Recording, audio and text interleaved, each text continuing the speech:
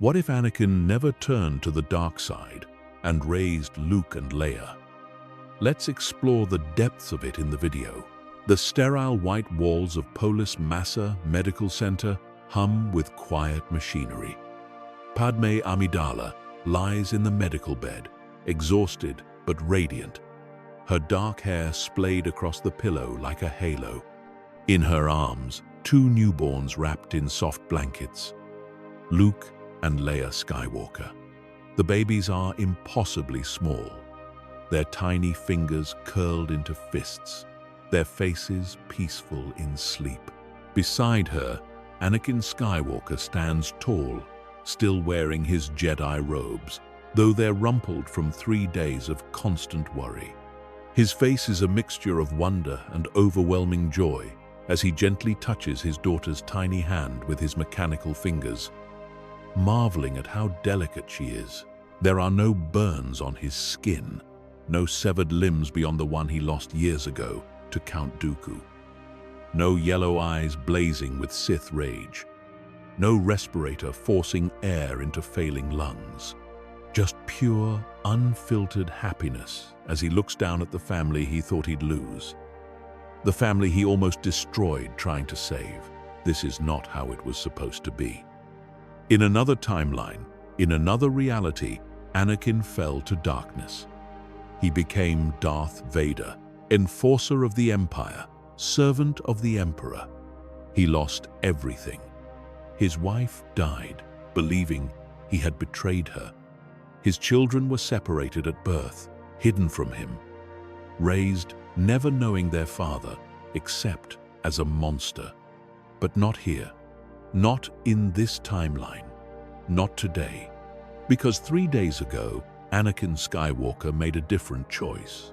Master Windu, I've just learned a terrible truth. I think Chancellor Palpatine is a Sith Lord. The words still echo in Anakin's mind as he holds his son for the first time, feeling the tiny heartbeat against his chest. He remembers standing in the Jedi Council chambers, his heart pounding so hard he thought it might burst through his ribs as he revealed everything to Mace Windu. The visions of Padme dying in childbirth, her screams echoing through his dreams every night. Palpatine's promises of power, the seductive whispers about saving those you love from death. The story of Darth Plagueis the Wise, a Sith Lord, so powerful he could influence the midi-chlorians to create life and prevent death. Everything.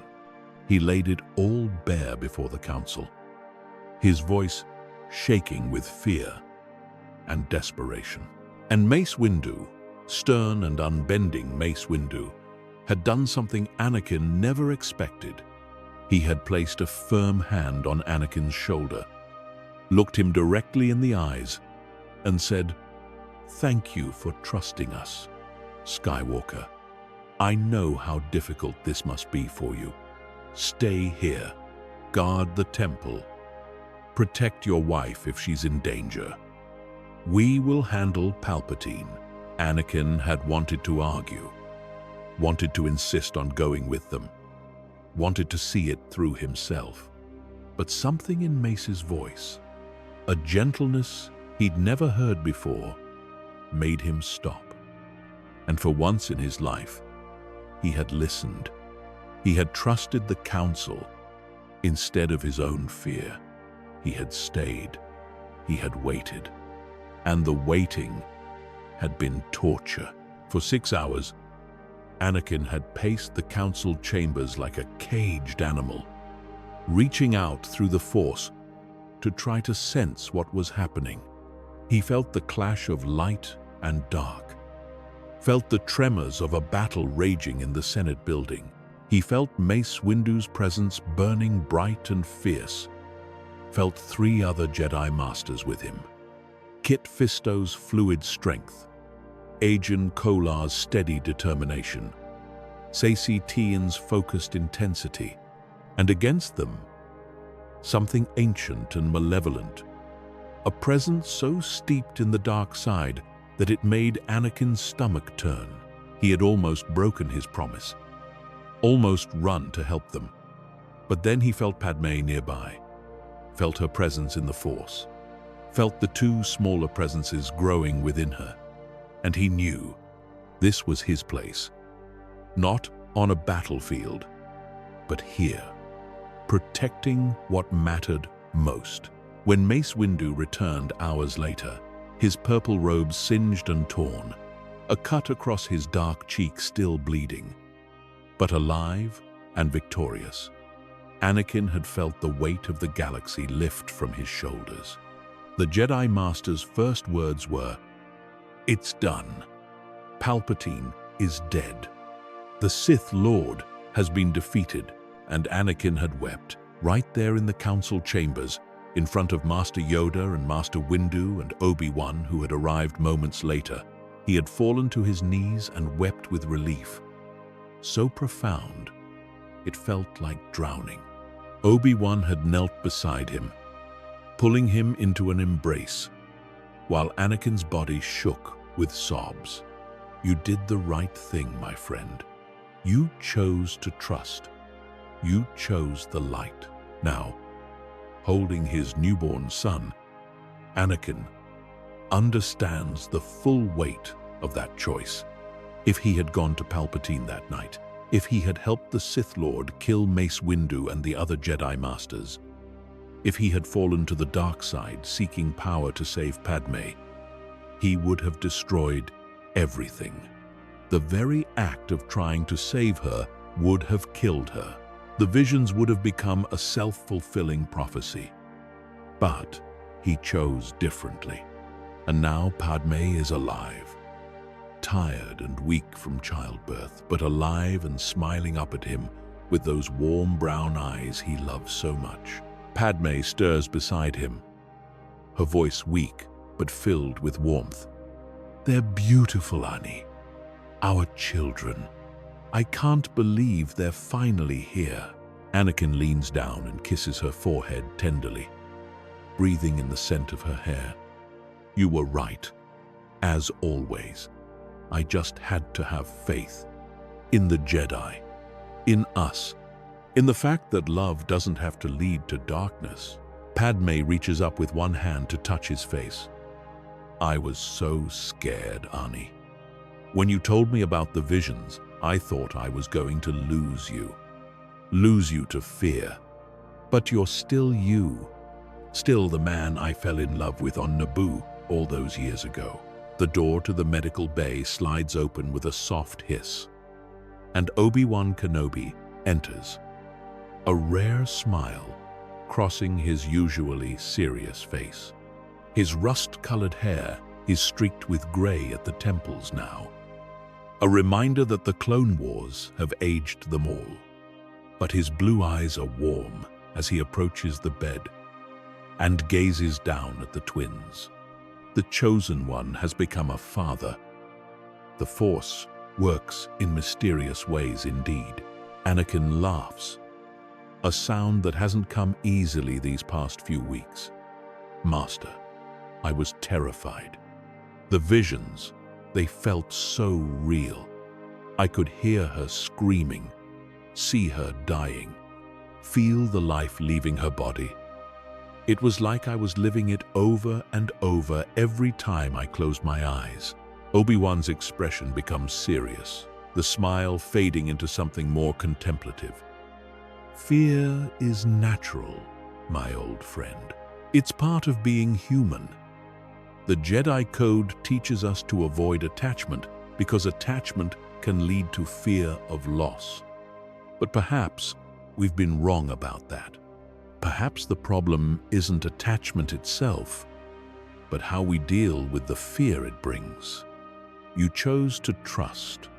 You chose to believe that others could help you. You chose the light. And look what you have now." The door opens again, and Master Yoda hobbles in, his Gaimer stick tapping rhythmically against the polished floor. Behind him, moving with barely contained energy, Ahsoka Tano rushes forward, her orange skin bright against her dark Jedi robes, her blue and white striped head tails swaying with her movement. She's grown so much since Anakin first took her as his Padawan. No longer the snippy 14-year-old, but a mature young woman of 22 who has seen too much war. Sky Guy! Snips throws her arms around Anakin in an enthusiastic hug that nearly knocks him off balance. I heard the news. You're a dad. An actual dad. I can't believe it. Anakin embraces his former Padawan warmly, feeling her joy radiating through the Force like sunshine. I know, Snips. I can barely believe it myself. Everything happened so fast. Master Yoda approaches the bed slowly, his ancient eyes studying the two infants with an intensity that makes Padme slightly nervous. The diminutive Jedi Master is over 800 years old, has seen countless Force-sensitive children born, but something about these two seems to captivate him. Strong in the Force, these two are very strong. A great destiny they have, I sense. But first, children, they must be. Babies, toddlers, young ones learning to walk and speak. Love them, you will. Guide them, you must. But control them, you cannot. Padme looks up at the Jedi Master with concern evident in her tired eyes. Master Yoda, what will happen now? The Jedi Code forbids attachments. I know the rules. Will Anakin be expelled from the Order? Will our children be taken from us? The small green master taps his stick thoughtfully, his large ears twitching slightly as he considers his words. Changed, the rules must be. Nearly destroyed the Order was. The Sith Lord did. Right under our noses he hid. Question everything we must, including old ways. For 900 years, taught the same lessons we have. Perhaps time it is to learn new ones. Mace Windu enters the chamber, his presence commanding immediate attention. Even though he looks exhausted, there's a Bacta patch on his cheek covering the cut, and his robes have been changed. But Anakin can still sense the lingering pain from the battle. The Master of the Order's expression is unreadable as he surveys the scene before him. The Council has convened, Skywalker. We need to discuss your situation, your future with the Order, and the future of your children. Anakin's grip on his son tightens instinctively, protectively. His voice comes out harder than he intends. Master Windu, I understand the consequences of what I've done. Breaking the code, marrying in secret. But I won't give up my family. I can't. If you're asking me to choose between the Jedi Order and my wife and children, then I choose them. I'll leave the Order if I have to. Mace's stern expression softens slightly, something that might almost be approval flickering in his dark eyes. We're not asking you to choose, Anakin. We're not asking you to give up anything. Palpatine infiltrated the highest levels of the Republic because we were blind. Blind to the corruption in the Senate.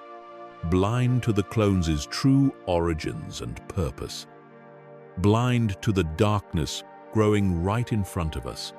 And blind to the fact that our own rules, our own rigid interpretation of the code, was pushing our best warriors away from us. You helped save the Order, Anakin. You exposed the Sith Lord when you could have joined him. You trusted us when it would have been easier to trust your fear. The least we can do is acknowledge that our understanding of attachment, of love, of family may have been flawed. The council chambers feel different now. Less imposing, less cold. The afternoon light streams through the tall windows, casting long shadows across the circular room where the greatest Jedi Masters of the age sit in their appointed seats. Anakin stands in the center before the semicircle of Jedi Masters. But he's not alone this time. Padme stands beside him, dressed in a simple blue gown rather than her usual elaborate senatorial robes. She's still weak from giving birth just days ago, but she insisted on being here for this. In Anakin's arms, Luke sleeps peacefully, while Padme cradles Leia. Normally, a senator would never be allowed in this sacred space, in the inner sanctum of the Jedi Order. But these are not normal times. Mace Windu speaks first, his deep voice resonating through the chamber with the authority of decades of service. Anakin Skywalker, you came before this council 3 days ago with information that saved the Republic. You exposed the Sith Lord who had manipulated galactic politics for decades, who had orchestrated a war that killed billions, who had nearly destroyed the Jedi Order from within. You trusted the Council when it mattered most. And in doing so, you proved something that challenges our most fundamental assumptions. You proved that attachment does not automatically lead to the dark side. Fear of loss does. Selfish possession does. The inability to let go when the time comes does. But love, true love, that wants the best for another person, even at cost to yourself, can be a source of strength. Ki-Adi-Mundi shifts uncomfortably in his seat, his tall, conical head tilted in thought. This sets a dangerous precedent, Master Windu. The code has guided the Order for 1,000 generations. If we allow one Jedi to maintain a family, others will want the same privilege. Where do we draw the line? What happens to our discipline, our focus, our dedication to the Force above all else? Good. Perhaps that is. Yoda interjects, tapping his Geimer stick for emphasis. Too rigid we have become, too distant from the lives we protect. Guardians of peace and justice we claim to be, yet understand peace and justice in common lives we do not. Families have, hopes have, dreams have, love have. All these things, yet forbidden to us they are. Question this. We must. Learn from Skywalker. We can. Plo Koon, his face hidden behind his protective mask, nods thoughtfully. The boy saved the Order, and he did it because he chose trust over fear, chose faith over suspicion, chose the light over the seductive promises of the dark. That deserves recognition. That deserves reward. If we punish him now for loving his wife, for wanting to raise his children, what message does that send to other Jedi who struggle with attachment? But what of the younglings? Shakti speaks up, her red and white headtails moving gracefully. We take children from their families at young ages to train them, to remove attachments before they can form.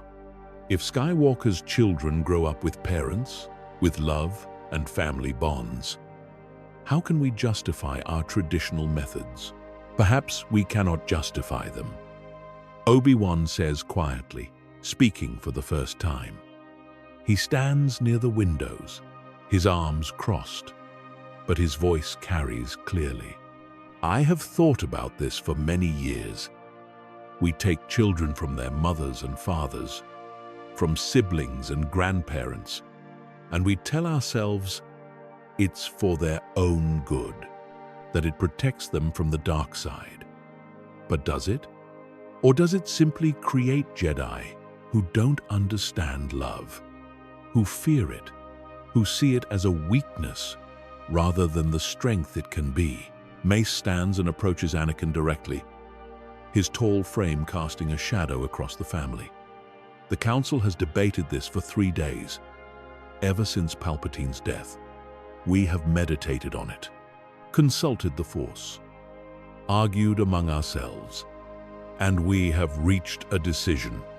The Council has decided to grant you the rank of Master. Anakin Skywalker. Anakin's eyes widen in shock, his mouth falling open. Master? You're making me a master? After everything I've done? After breaking the code? Because of what you've done. Because you showed us that the code isn't perfect, that our understanding isn't complete, that the Force has more to teach us. Mace actually smiles, something Anakin has seen perhaps 3 times in all the years he's known the stern Jedi Master. Furthermore, we will allow you to maintain your marriage and raise your children with certain conditions. What conditions? Padme asks, her senatorial training keeping her voice calm, even though Anakin can feel her nervousness through their bond. Mace turns to address her directly.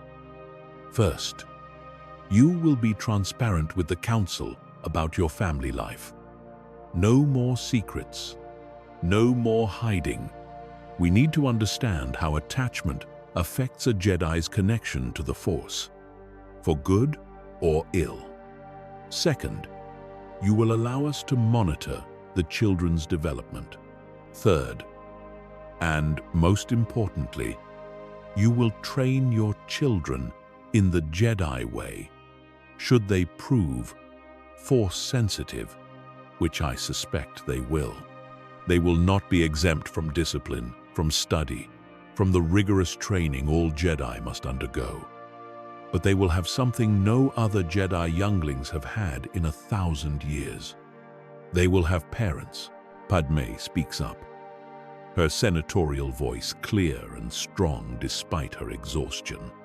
And what of my career? I intend to continue serving in the Senate. The Republic needs voices of reason now more than ever, especially with the transition away from Palpatine's emergency powers. Mace actually smiles wider. We would expect nothing less, Senator Amidala. The Republic needs strong voices now more than ever. The cleanup from Palpatine's manipulations will take years, perhaps decades. His influence wormed its way into every level of government. We need people we can trust in positions of power, people who stood against tyranny when it would have been easier to submit. Obi-Wan steps forward from his position near the windows, the afternoon light creating a halo around his rust-colored hair. I volunteer to assist in the children's training when the time comes. If you'll have me, Anakin. I know we've had our differences over the years, but these children deserve the best instruction the Order can provide. Anakin feels tears threatening to fall, hot and insistent behind his eyes. Master, there's no one I'd trust more. Besides Ahsoka, of course. She'll want to be involved too. Hey! Ahsoka protests with mock indignation from her position by the door. I'm still a citizen, not officially back in the Order, remember? You guys expelled me. Mace turns to address her. Consider this your official invitation to return, Ahsoka Tano. We failed you. We allowed politics and fear to cloud our judgment. We let a young Jedi, one of our brightest students, be railroaded by a corrupt system because we were afraid of bad publicity. That was wrong. If you're willing, we would be honored to have you back. Not as a Padawan, but as a full Jedi Knight. You've more than earned it. Ahsoka looks at Anakin, who nods encouragingly, his eyes bright with unshed tears of pride. She takes a deep breath, her montrals standing tall. I'll need time to think about it. The order hurt me, betrayed my trust. I'm not sure I can just forget that. But, she smiles softly, I'd like to help with the twins, if that's okay. They're family, after all. The Skywalker apartment in the upper levels of Coruscant, level 5081 to be precise, has never felt more alive. The space is not large by senatorial standards, but it's comfortable, with floor-to-ceiling windows that look out over the endless cityscape. Luke and Leia are now 5 years old, and they race through the halls with toy starships clutched in their hands, their laughter echoing off the walls like music. They're beautiful children, with Padmé's dark hair and Anakin's blue eyes, full of energy and curiosity about everything. I'm gonna get you! Anakin roars playfully, pretending to be a rancor as he chases after them on his hands and knees, making exaggerated monster noises that send the twins into fits of giggles. "No, you won't, Daddy," Leia shouts, her Force presence already remarkably strong, even though she doesn't consciously realize she's using it. She unconsciously taps into the Force to push herself faster, her legs carrying her with supernatural speed, as she leaps over the couch with grace no normal 5-year-old should possess. Luke skids to a halt on the polished floor, his face scrunching up in intense concentration. His toy starship, a miniature X-wing that Anakin built for him, begins to wobble in his hand. Then, slowly, impossibly, it lifts into the air, hovering unsteadily like a real ship in zero gravity. Look, Leia, I'm doing it. I'm really doing it." Padmé emerges from the bedroom, a datapad in hand, dressed in her formal senatorial robes of deep burgundy with gold trim. She's heading to an important session about restructuring the Senate committees in the wake of Palpatine's death. But she can't help pausing to smile at the scene before her. Her family, her impossible, wonderful family. Careful with the Force, Luke. Remember what Daddy said about control. The Force isn't a toy. It's a responsibility. Anakin scoops both children up in his arms, one under each arm as they squeal with delight, kicking their little legs in the air. Your mother's absolutely right. As always, the Force is a gift, but it requires discipline. Which reminds me, who's ready for their lesson today at the temple? Me. Both children shout simultaneously, their voices blending together in that way twins often do. The training room at the Jedi Temple has been specially modified for young learners, a new initiative that's part of the Order's gradual reforms. Soft mats cover the floor in bright colors, and the training equipment has been scaled down to child-sized proportions.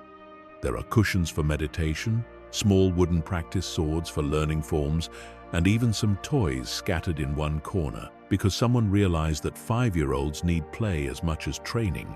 Anakin stands in the center of the room, his brown Jedi robes replaced with more casual training clothes. Luke and Leia flank him, wearing miniature Jedi tunics that Padmé made for them. Obi-Wan observes from the side, his arms crossed, a nostalgic expression on his weathered face as he watches his former Padawan teaching the next generation. All right, today we're going to work on sensing the Force in living things. Not just using it to move objects or jump higher, but really feeling it, understanding it. Close your eyes, both of you. The twins obey, though Leia peeks slightly through her lashes, curiosity getting the better of her. No peeking, Leia, Anakin says gently, a smile tugging at his lips. Now, reach out with your feelings. Feel the room around you. The Force flows through everything. It binds us together, connects us to each other and to all living things. It's in me, in your Uncle Obi-Wan, in the plants by the window, in the tree growing outside. Can you feel it? Luke's face scrunches up with the effort of concentration, his small hands balling into fists. I feel something. It's like water, but not water, like it's flowing all around us, but I can't touch it with my hands. Excellent description, Luke. The Force does flow like water, like a river or an ocean current. It carries us if we let it. It guides us if we listen. Leia, what do you sense? Leia's head tails, small and still growing, but definitely present. Thanks to some unexpected Togruta DNA from, well, the Force works in mysterious ways. Twitch slightly. I feel you, Daddy. Your presence is bright and warm. And Uncle Obi-Wan over there, he feels calm and steady like a rock. And there's someone else. Someone in the hallway. Someone orange. The door slides open with a pneumatic hiss, and Ahsoka walks in, clapping her hands together in delight. Very good. Leia, you sensed me before I even entered. That's impressive for someone your age. Most younglings don't develop that kind of awareness until they're 7 or 8. Auntie Soka. Both children rush to hug her, nearly knocking her over with their enthusiasm. Ahsoka has become a fixture in their lives, visiting almost daily, helping with their training, playing games with them, telling them stories of her adventures during the war. Obi-Wan strokes his beard thoughtfully, his blue eyes moving between the two children. They're progressing remarkably fast, Anakin. Faster than any younglings I've seen in decades.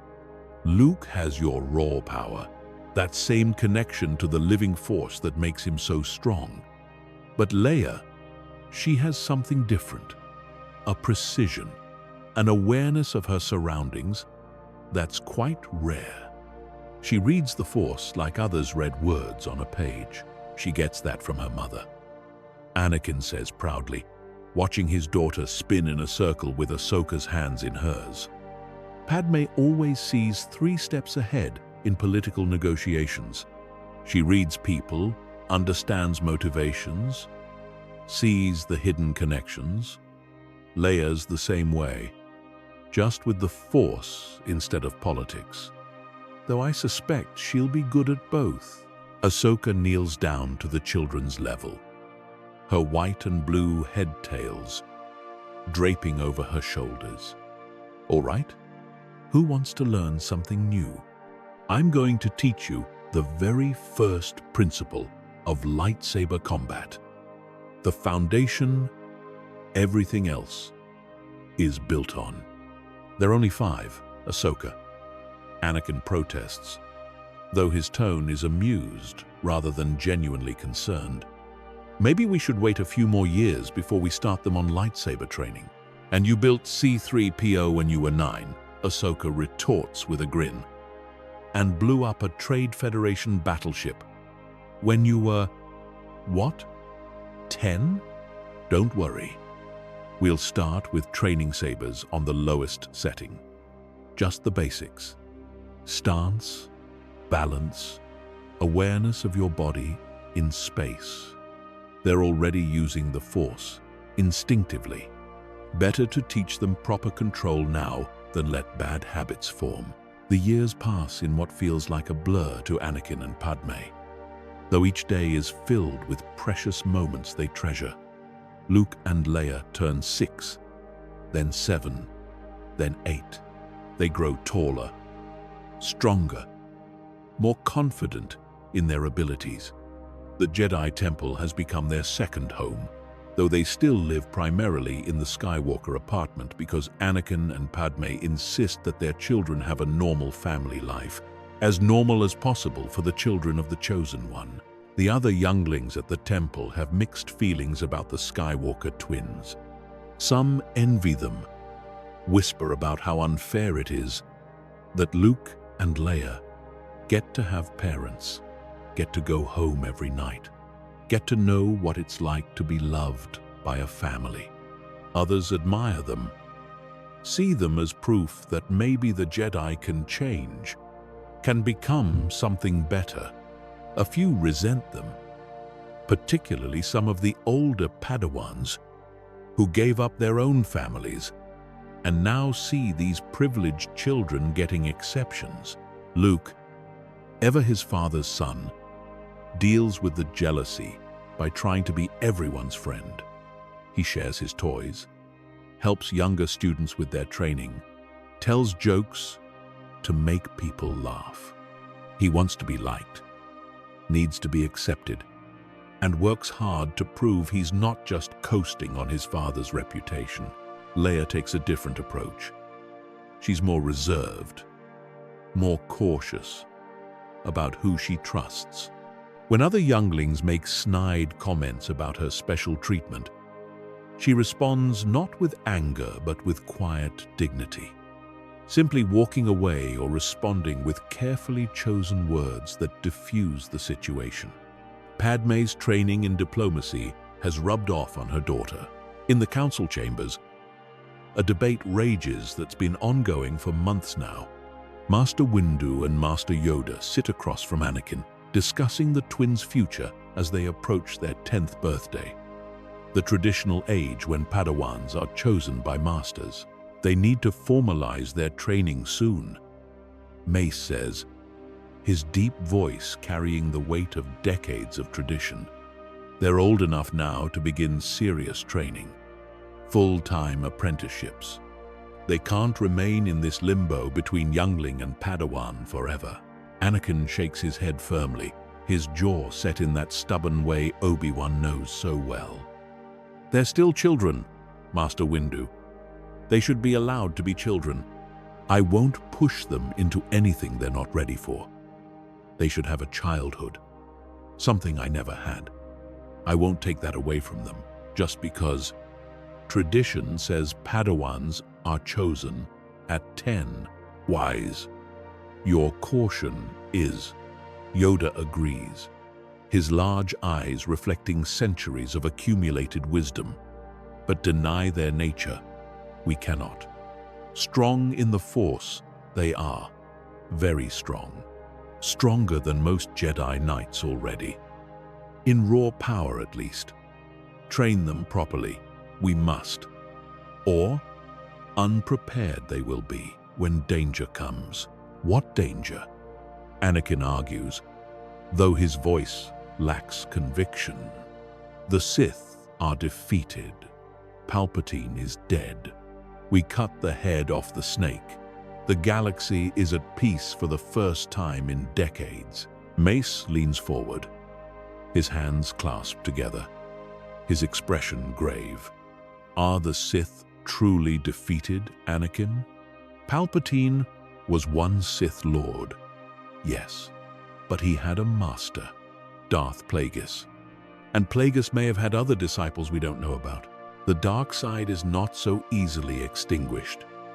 It's like a weed. You can cut it down, but unless you pull out the roots, it grows back stronger. Our intelligence reports suggest Imperial sympathizers are organizing in the Outer Rim. Scattered, disorganized, for now, but dangerous. Anakin feels a chill run down his spine despite the warm afternoon sunlight streaming through the council chamber windows. What kind of organization? What have you heard?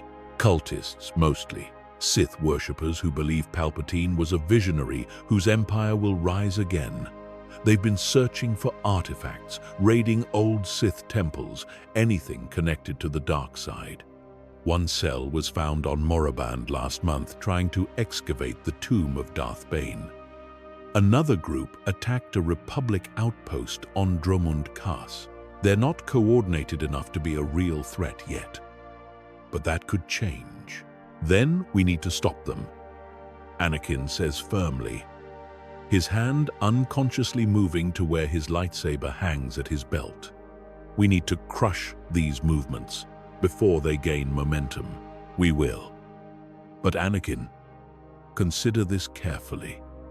Your children are 10 years old. In the old traditions we're trying to reform but can't completely abandon, they would already be Padawans. Perhaps it's time to formalize their training. You as Luke's master. And we were thinking Ahsoka for Leia. Anakin looks surprised, his blue eyes widening. Ahsoka isn't a full Jedi Knight yet. She only came back to the Order 3 years ago. Actually, she is as of last week. The Council knighted her in a private ceremony. Congratulations were in order, but you've been busy with that smuggling ring operation on Nal Hutta. So, we haven't had a chance to tell you. Yoda chuckles, a sound like dry leaves rustling. Trained your Padawan well. You did. Now, train her Padawan. She will.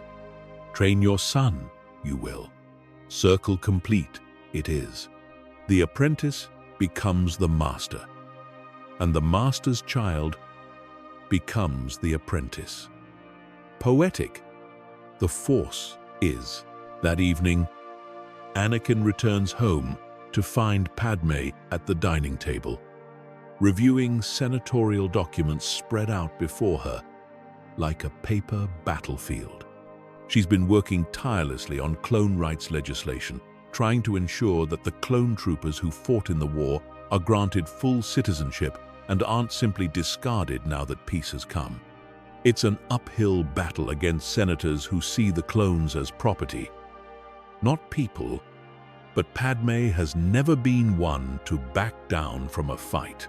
The twins are supposedly in their room doing homework, studying galactic history and basic mathematics, but Anakin can sense through the Force that they're actually practicing levitation techniques with their school supplies, making data pads float in elaborate patterns.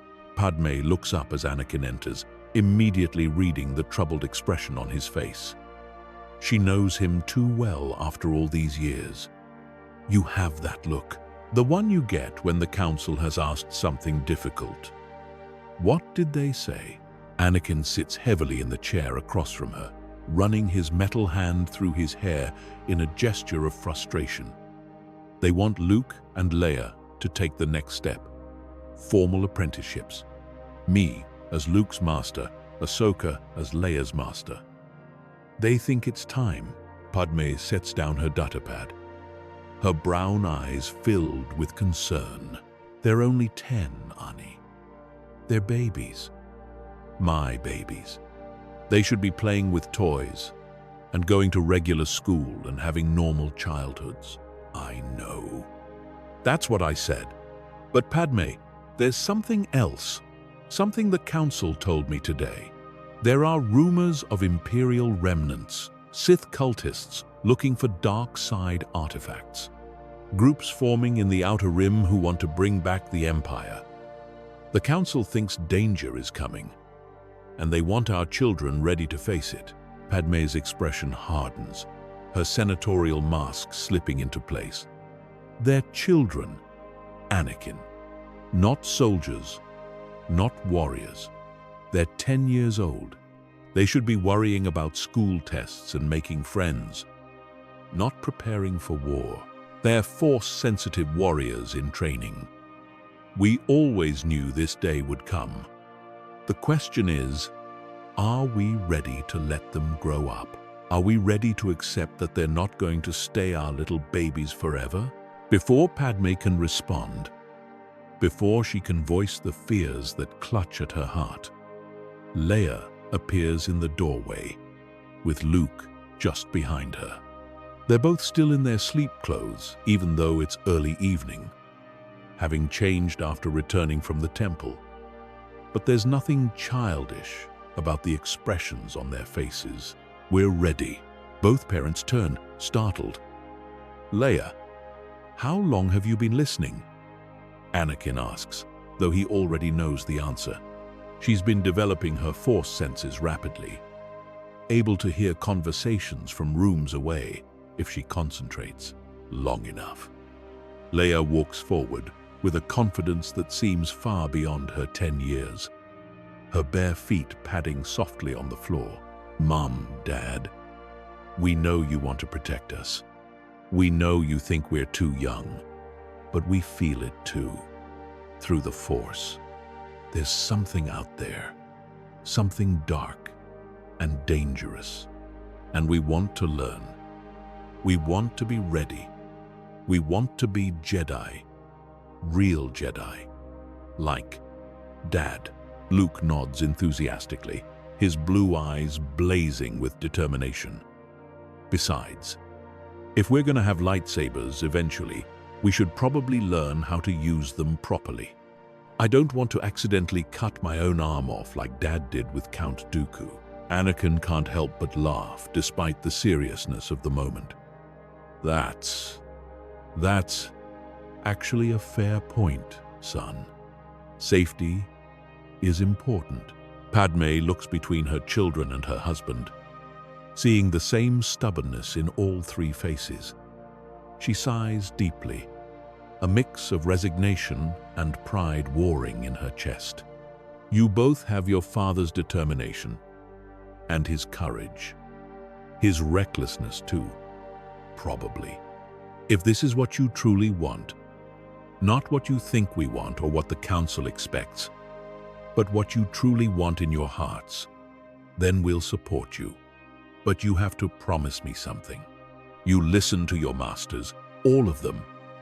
No reckless heroics. No unnecessary risks. You come home safe." Leia crosses the room and hugs her mother tightly. "We promise, Mom. We'll be careful. We'll make you proud." "You already make us proud," Padme whispers, tears streaming down her face as she holds her daughter close. "Every single day, you make us proud." The ceremony is held in the main hall of the Jedi Temple, a vast space with soaring ceilings and ancient pillars carved with the history of the Order. Sunlight streams through massive windows, casting patterns of light and shadow across the polished floor. Nearly every Jedi in the Order has gathered to witness this moment. Hundreds of them in their brown and tan robes, from the youngest younglings to the most senior masters. Luke and Leia kneel side by side in the center of the hall, dressed in formal Jedi tunics that Padme commissioned from the finest tailors on Coruscant. The fabric is a rich brown with subtle embroidery at the hems, a blend of tradition and family. Anakin stands beside Luke, his hand resting on his son's shoulder, feeling the boy's nervous energy thrumming through the Force.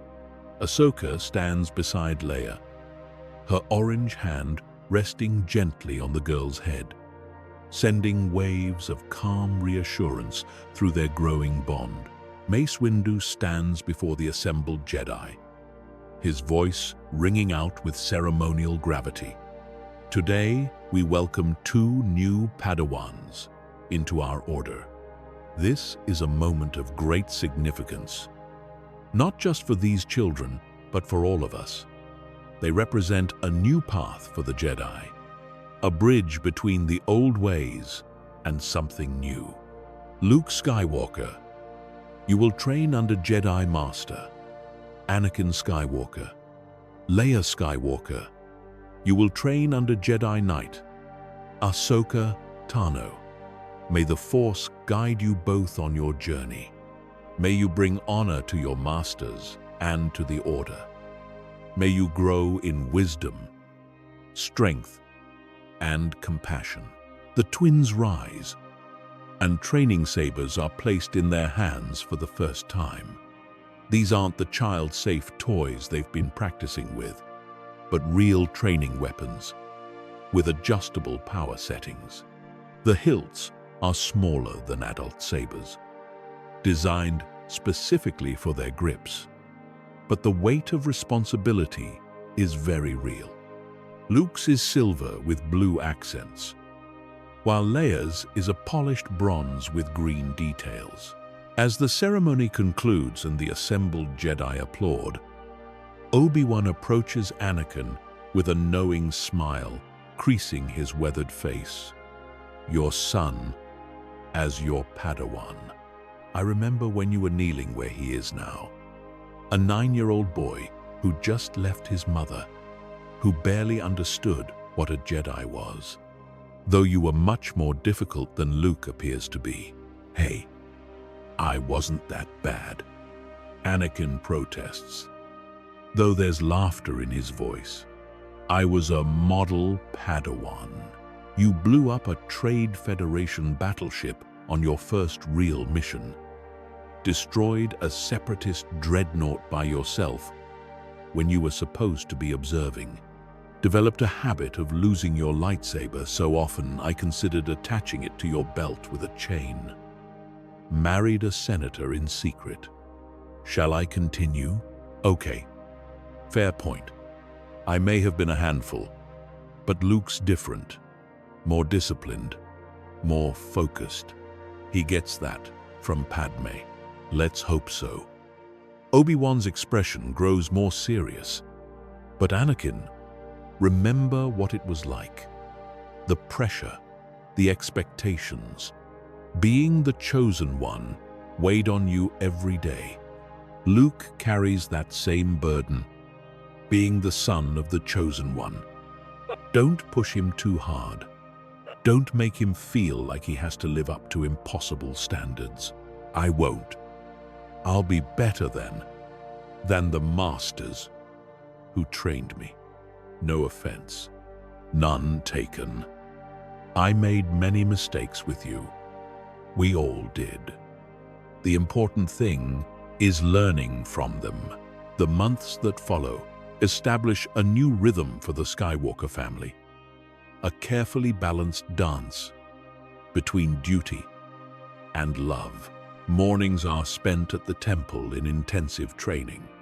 Luke learns his father's aggressive Form V lightsaber techniques, the powerful strikes and devastating riposts that make Gemso one of the most physically demanding forms. He channels raw power with increasing control, his natural strength in the Force, allowing him to enhance his blows beyond what his small frame should be capable of. Leia studies under Ahsoka's guidance, learning the more acrobatic Form 4, Ataru, mixed with strategic thinking and diplomatic Force techniques. Where Luke approaches problems with direct action, Leia learns to think 3 steps ahead, to see multiple solutions, to understand that sometimes the best victory is the one achieved without drawing a blade. Afternoons often find the family together in the apartment. Sometimes Padme teaches the twins about galactic politics, bringing them to the Senate gallery to watch debates, explaining the complex web of alliances and rivalries that govern the Republic. She wants them to understand that being a Jedi means more than wielding a lightsaber and using the Force. It means understanding the people they're sworn to protect, understanding the systems that govern society, understanding how to make real, lasting change. One evening, as twin suns set over Coruscant, wait, Anakin catches himself. There are no twin suns here. He's thinking of Tatooine again, his childhood home that still haunts his dreams sometimes. He sits with Luke on the apartment balcony, the boy frustrated and sullen after struggling with a particularly difficult Force meditation exercise earlier that day. "I can't do it, Dad," Luke says, his voice thick with frustration. "The meditation stuff. sitting still and clearing my mind. My thoughts won't stay quiet. They just keep bouncing around like a ball in a game of smash ball. Anakin puts an arm around his son's thin shoulders, pulling him close. You know, I had the exact same problem at your age. Still do sometimes, if I'm being honest. Your grandmother, my mother, she used to say I thought too loud, that my mind was like a storm that never quieted. Luke's eyes widen with interest. You knew her? Your mom? My grandmother? Anakin's expression becomes distant, memories flooding back that he usually keeps locked away in a corner of his heart. For a little while, yes, until I was 9 years old. She was brave, so brave, strong in ways that had nothing to do with the Force.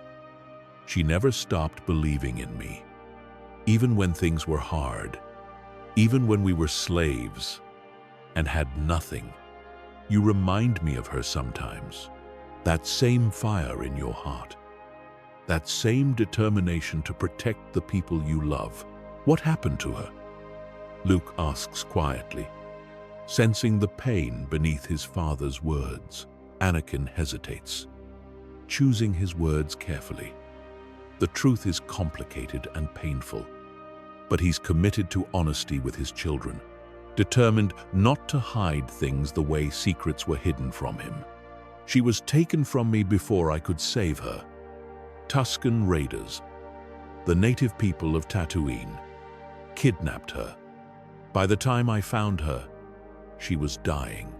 It's my greatest regret that I wasn't strong enough or fast enough to protect her. But it taught me something important, something I almost forgot until your mother reminded me. Fear of loss can consume you if you let it. I almost let it destroy me completely. But your mother, she helped me see that love doesn't have to lead to fear.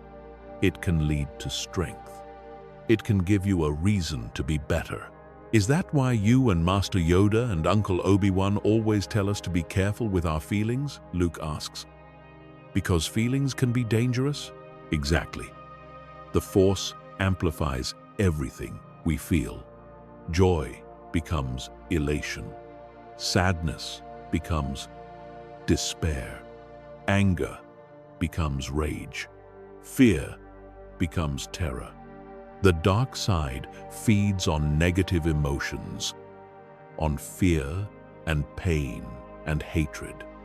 It whispers to you, tells you that power is the answer, that if you're just strong enough, you can control everything and everyone. But the light side, it grows from compassion, from selflessness, from love that wants the best for others even when it costs you something. That's what makes you strong, Luke. Not just your power in the Force, but your heart, your capacity to care about others. Inside the apartment, Leia is having a similar conversation with Padme and Ahsoka. The girl sits cross-legged on the couch, her datapad forgotten beside her, her mind full of questions about the political landscape of the Republic. Mom, why do some senators still support the Empire's ideas? Leia asks, her young brow furrowed in confusion. Palpatine was evil. Everyone knows that now. He started a war that killed billions of people. He tried to make himself dictator. Why would anyone want that? Padme chooses her words carefully, sitting beside her daughter and taking her small hand. People are complicated, Leia. More complicated than good and evil, light and dark. For some people, the Empire represented stability, order, safety. After years of the Clone Wars, watching planets burn and economies collapse, many just wanted the fighting to stop. They didn't see what was really happening. Or they convinced themselves the price was worth it.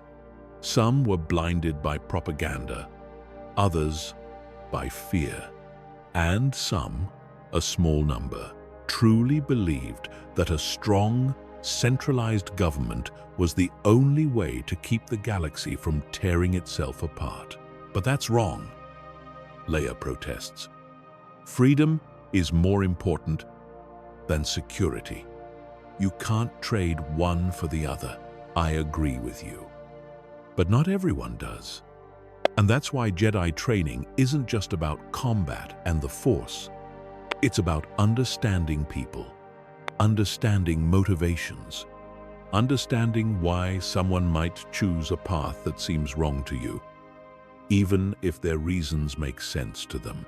Ahsoka adds from her seat by the window, "Your mother is one of the best diplomats in the galaxy because she sees beyond the surface. She doesn't just hear what people say. She understands why they say it, what fears or hopes or dreams are driving them. That's a skill you can learn, Leia. You already have a gift for it.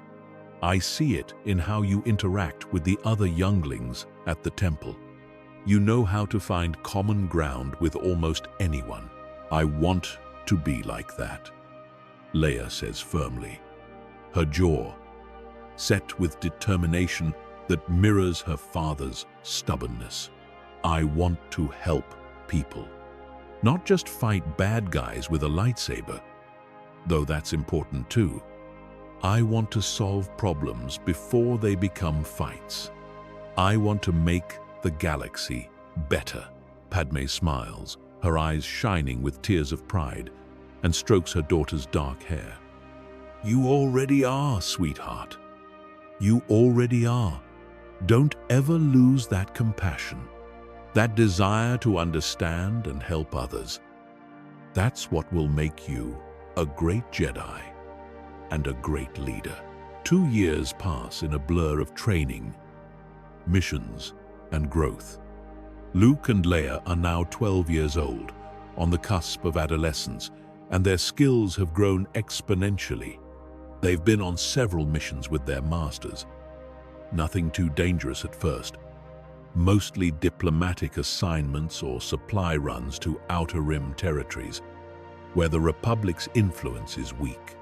But with each mission, the stakes have slowly increased.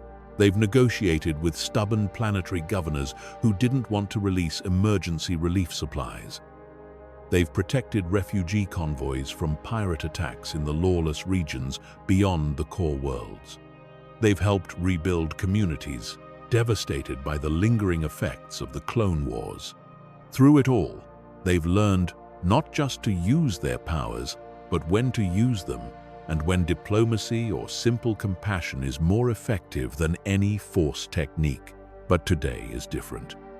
Today, the summons to the council chambers carries an urgency that makes Anakin's stomach clench with worry. The council chambers are tense when the family arrives.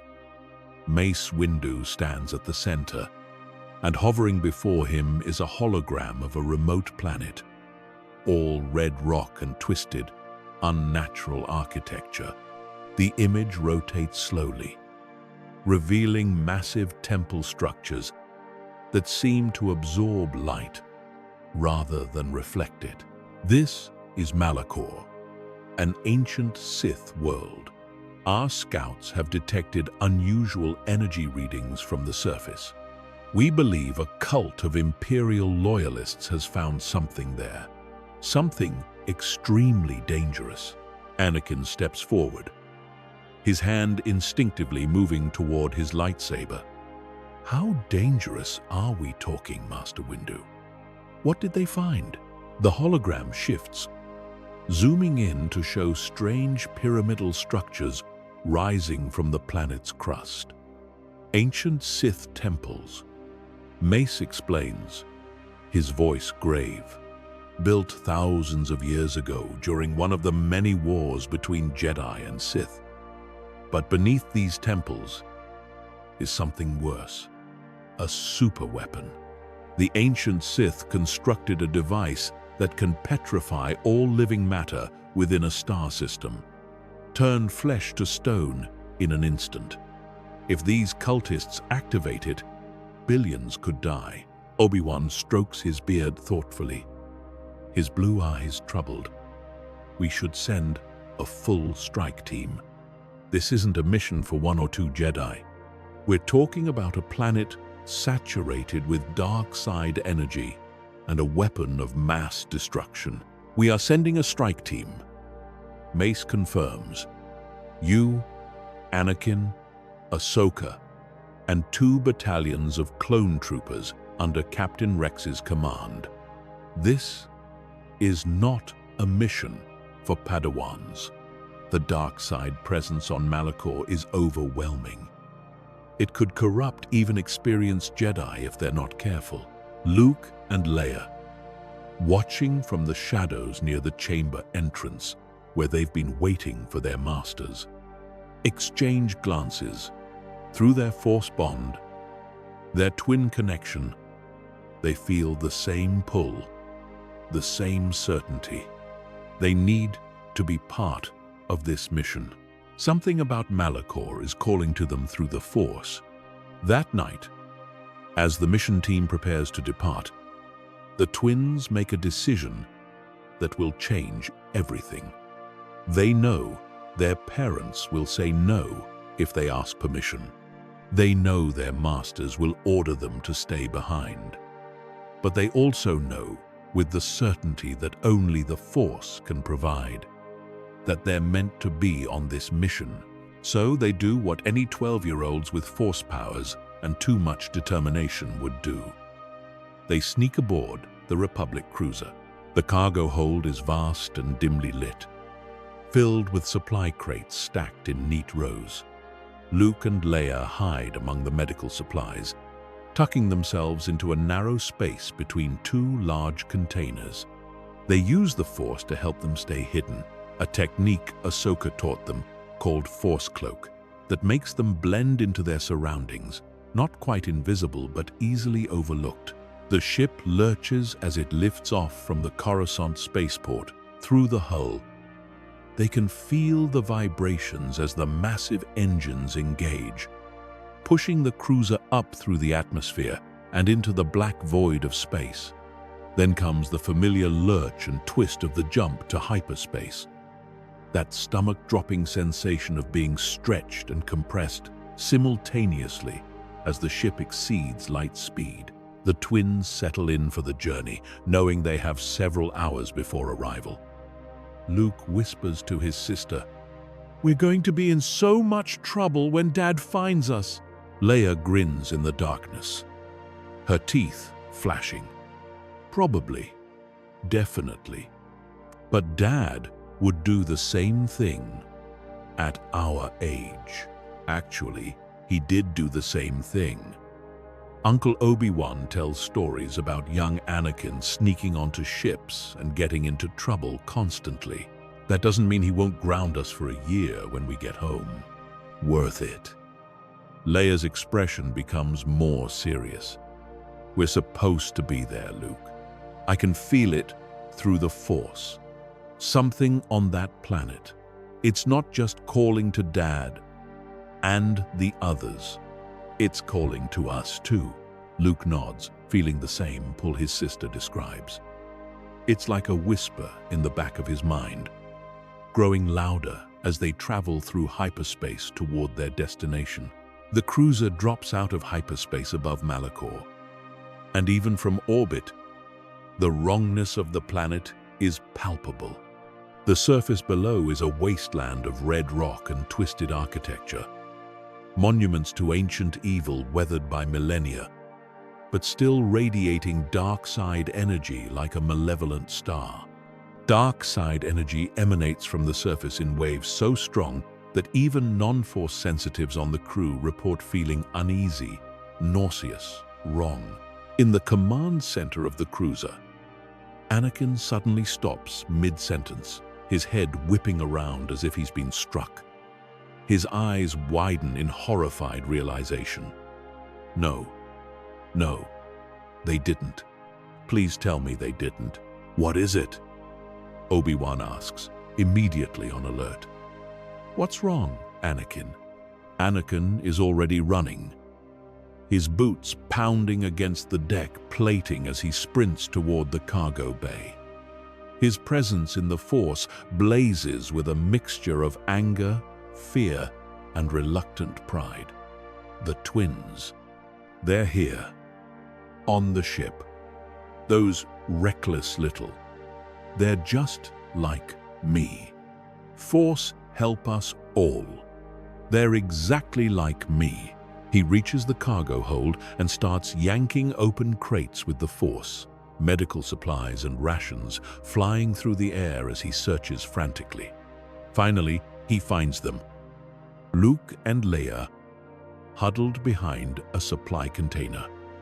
Their faces showing equal parts guilt and determination. What were you thinking? Anakin's voice cracks between a roar and a plea. This is a combat mission, a Sith planet. You could be killed.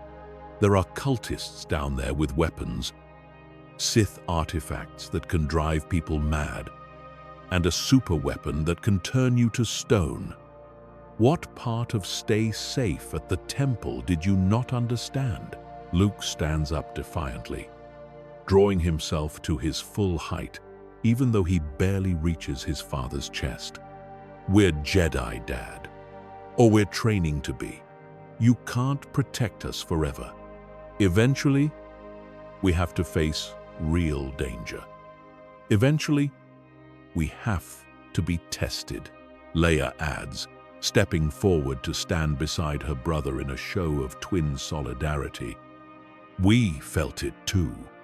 Through the Force, the call from Malachor. It's not just reaching out to you and the other masters. It's reaching out to everyone strong in the Force, including us. We're supposed to be here. We're meant to help. Ahsoka arrives, slightly out of breath from running. Her orange face shows exasperation, mixed with something that might be amusement. Please tell me they didn't actually stow away on a military vessel heading into a combat zone. They did. Anakin growls through clenched teeth. And now we can't send them back because we're already in orbit and entering the planet's gravitational field. The dark side interference is too strong for safe hyperspace jumps from this close. Obi-Wan appears at the cargo bay entrance, his expression surprisingly calm for someone who just learned 2 12-year-olds infiltrated a military operation. Then we adapt. The children have made their choice. Perhaps, and I say this with great hesitation, it's time to trust them as Jedi rather than just as our children. They're the same age you were when you destroyed that battleship, Anakin. The same age I was when I faced Darth Maul for the first time on Naboo. That's different. Anakin protests, but his voice lacks conviction. I had no choice on Naboo. The battle was happening, and I got swept up in it, and they had a choice here. They chose to come. They chose to face danger because they believe they're needed. Obi-Wan's blue eyes are serious. That shows courage. Recklessness, yes, absolutely. But also courage. And isn't that what we're trying to teach them? Anakin wants to argue further, wants to find some way to keep his children safe, to send them back to Coruscant in an escape pod if necessary.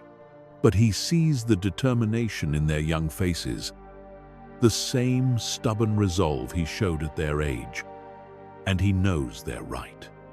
He can't protect them forever. Sooner or later, they have to face the darkness. Better to face it with their family beside them than alone. He sighs heavily, the sound of a father surrendering to the inevitable. You stay close to me, and Ahsoka, at all times.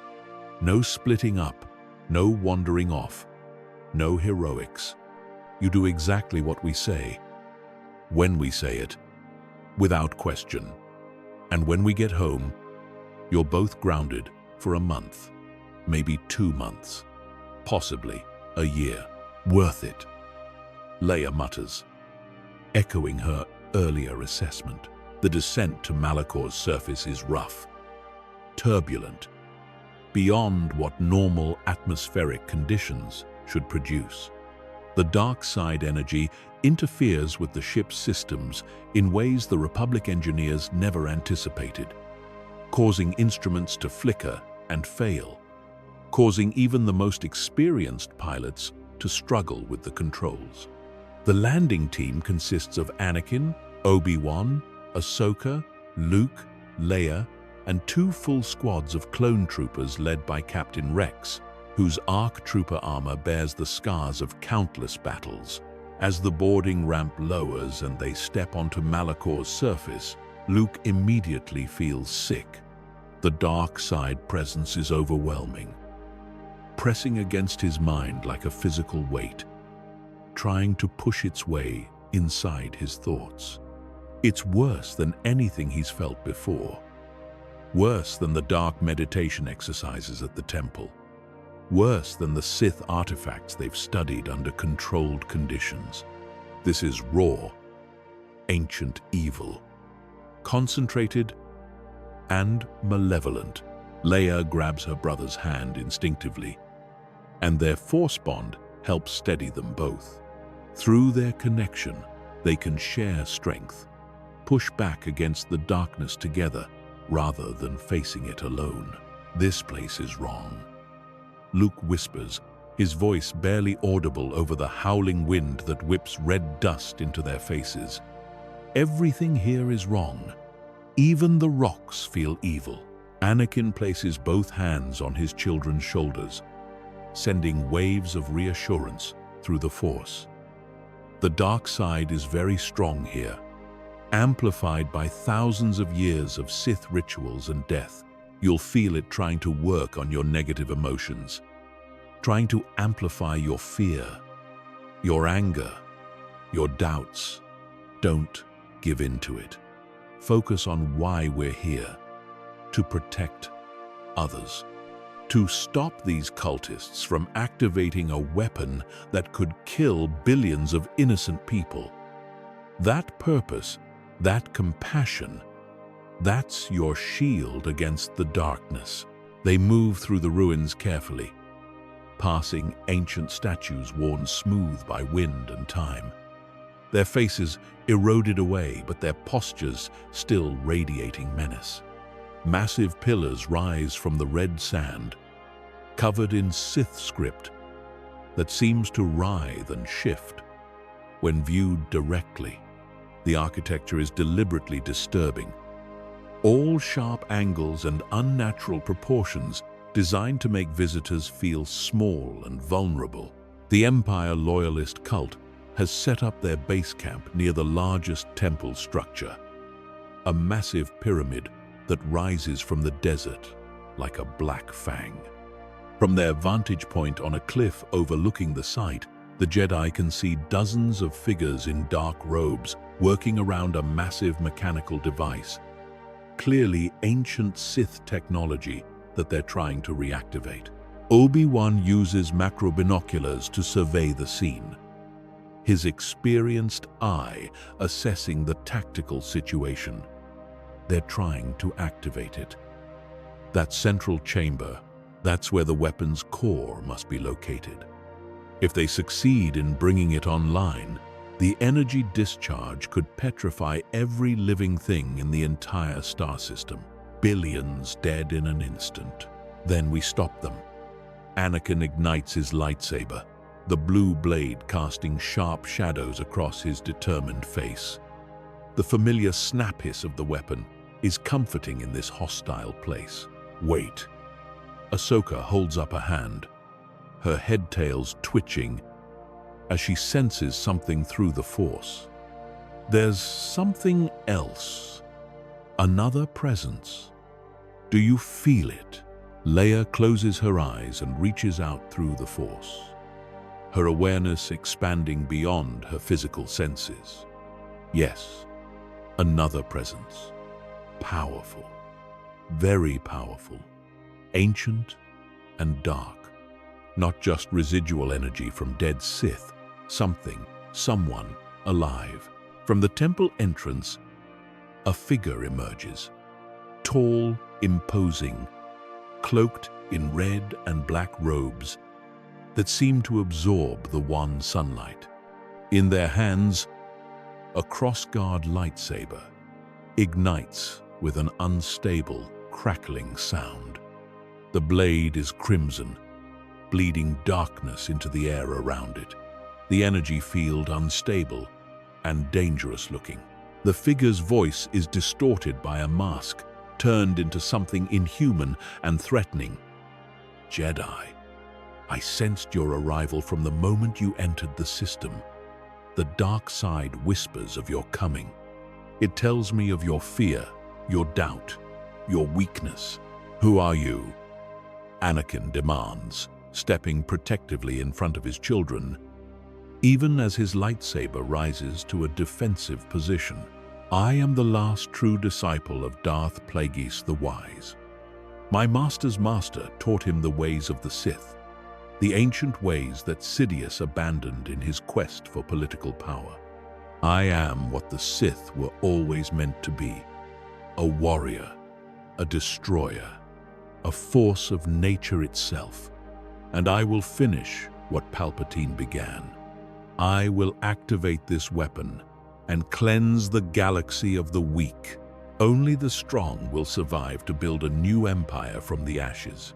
The Sith warrior charges without further warning, moving with supernatural speed that makes them blur across the distance.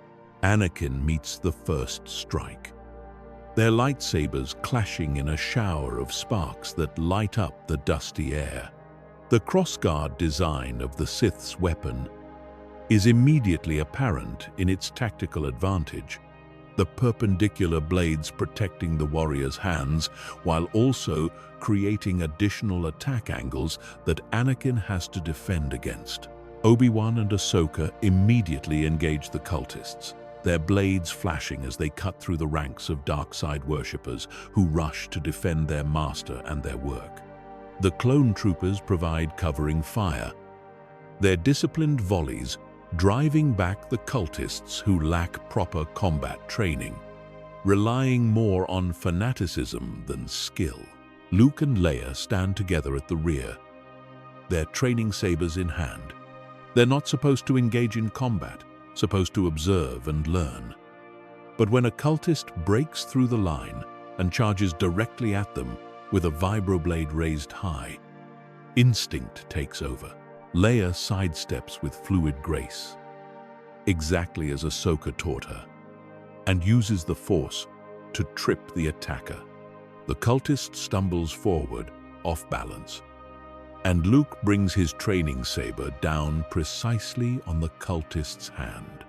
The low-power blade isn't lethal, but it delivers enough of a shock to make the attacker drop their weapon with a cry of pain. Before the cultist can recover, Leia Force pushes them back into the waiting arms of two clone troopers who quickly restrain them. Good. Ahsoka shouts without looking, her senses tracking her Padawan even in the chaos of battle. But stay together! Don't get separated! The twins nod, pressing their backs together, moving in perfect synchronization. Years of training together, of sharing a Force bond stronger than most siblings, has made them almost telepathic in combat. When Luke moves left, Leia instinctively covers his right. When Leia ducks, Luke's blade is already there to defend her exposed position. They fight not as two individuals, but as a single unit with two bodies. More cultists charge at them, seeing the children as easy targets. But the attackers quickly learn their mistake. Luke channels raw power into his strikes, each blow enhanced by the Force. until his training saber hits with the impact of a much larger fighter. Leia uses precision and awareness, seeing attacks before they come, positioning herself where enemies aren't looking, striking at weak points with surgical accuracy. Meanwhile, Anakin fights the Sith warrior with everything he has. The dark side user is incredibly skilled, trained in the ancient arts that predate even the rule of two. Their crossguard lightsaber creates a whirling wall of crimson death, the unstable blade crackling and spitting like contained lightning. But Anakin has something the Sith doesn't. He has something to protect, someone to protect. His strikes are precise, controlled, fueled not by rage, but by the absolute need to keep his children safe. You fight well, Skywalker. The Sith hisses through their mask, but I sense your fear. Fear for your children. That fear will be your undoing. It will make you weak, make you hesitate. And in that moment of hesitation, you will fall. You're wrong. Anakin counters, parrying a vicious slash aimed at his neck. Fear used to control me. Fear of loss. Fear of not being strong enough. Fear of failing the people I love. But I learned something. I learned that fear doesn't have to be a weakness.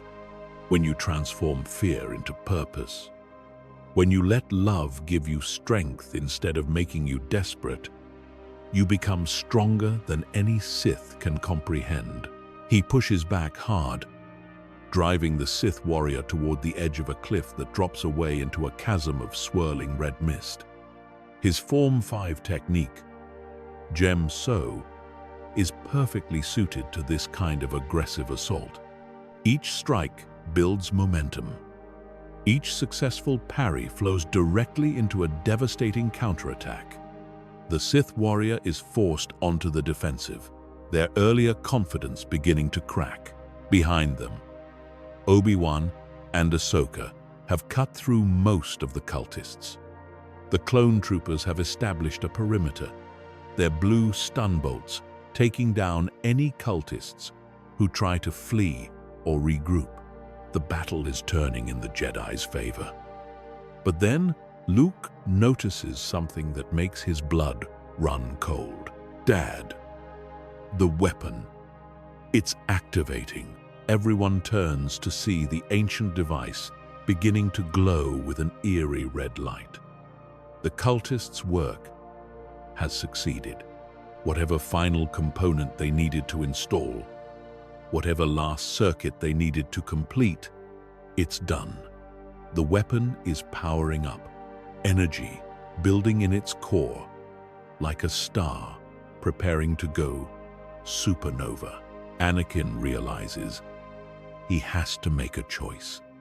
Defeat the Sith warrior or stop the weapon.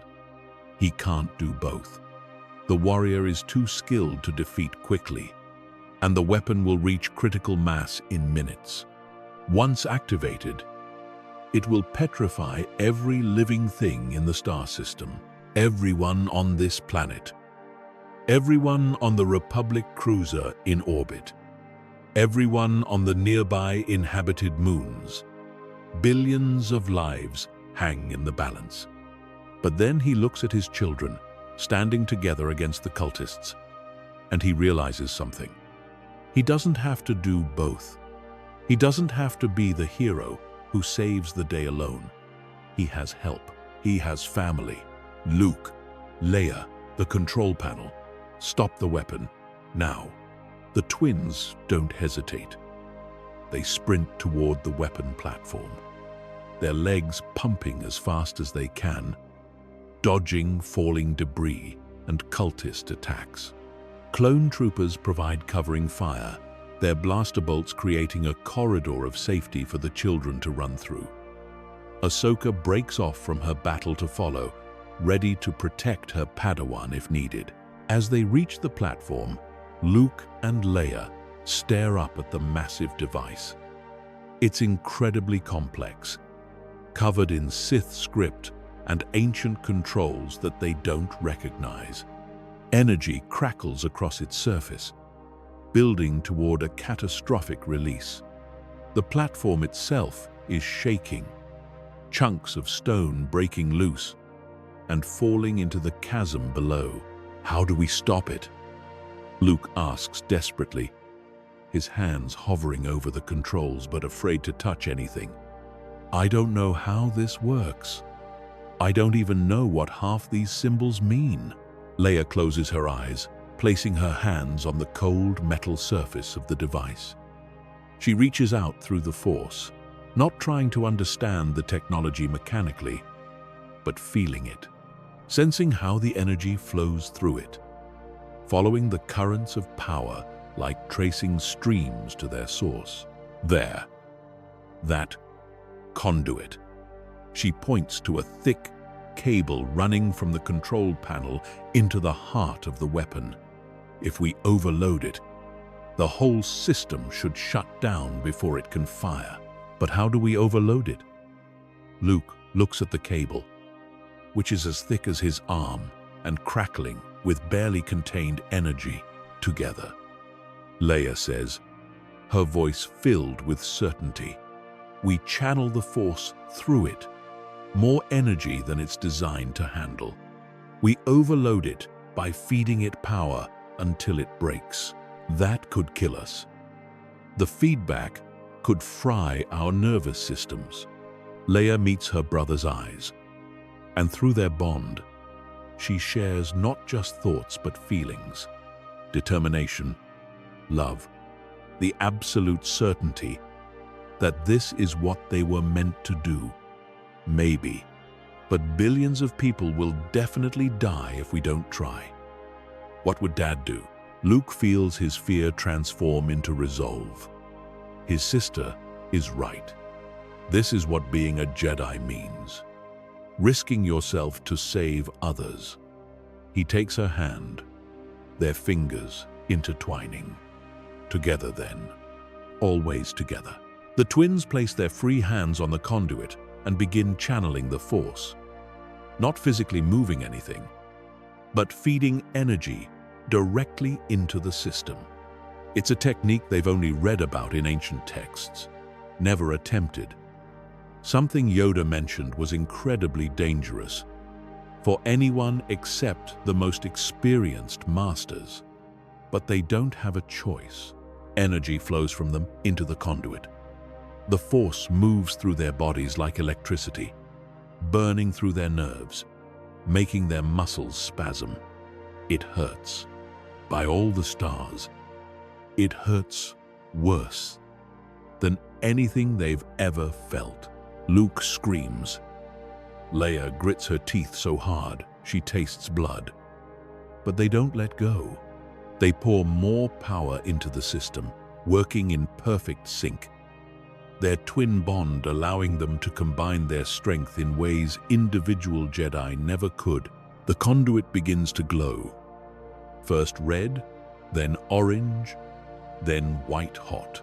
Sparks fly from connection points all across the weapon. Alarms that haven't sounded in thousands of years begin wailing.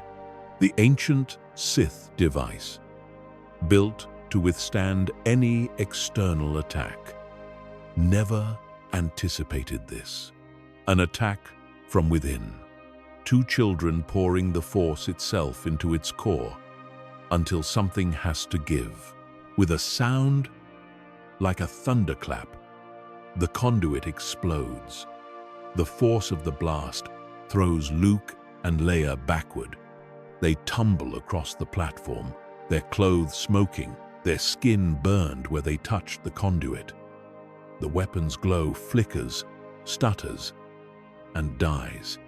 The energy that was building dissipates harmlessly into the air. The countdown to catastrophe stops, but the explosion has done more than stop the weapon. The entire platform is coming apart.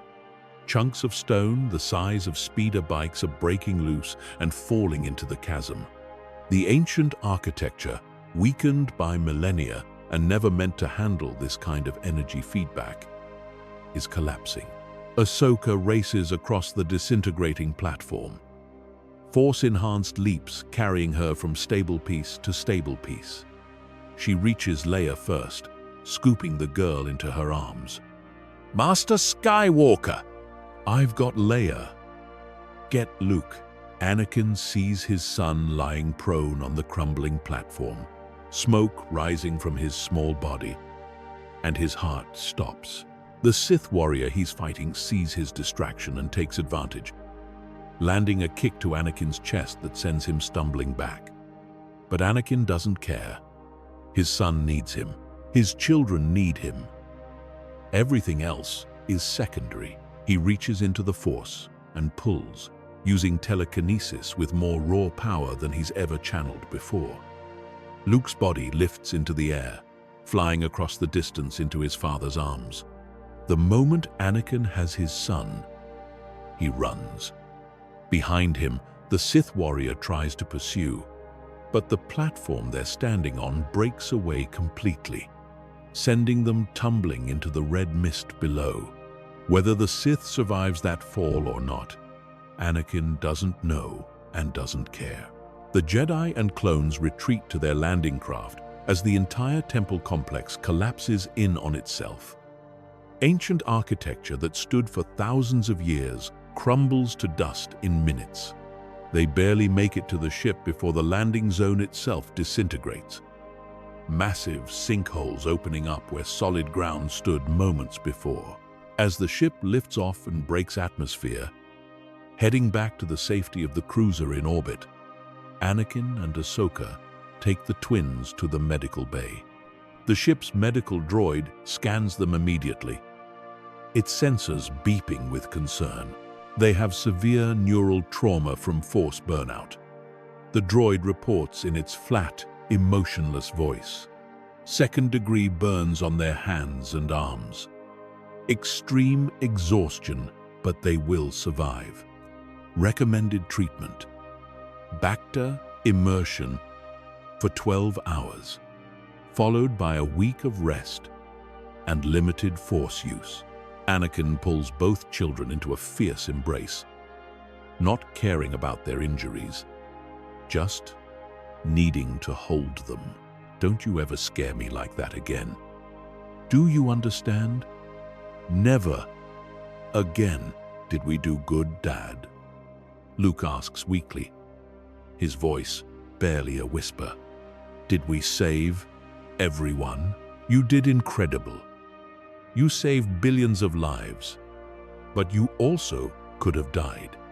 Both things are true at the same time. Do you understand? I'm so proud of you I could burst. And I'm also angry enough to ground you until you're 30. Worth it." Leia manages to smile despite her pain, echoing what's become her catchphrase during this whole adventure. The journey back to Coruscant is quiet. The twins sleep for most of it, sedated by the medical droid, and recovering in Bacta tanks that heal their burns and soothe their ravaged nervous systems. Anakin sits between the tanks, watching his children float in the blue-green healing liquid, and Padme's hologram flickers beside him. She was notified immediately after the battle ended, and her fear and relief wore across her holographic face. "They're all right?" Padme asks, her voice tight with the strain of being parsecs away while her children are hurt. "Tell me the truth, Annie.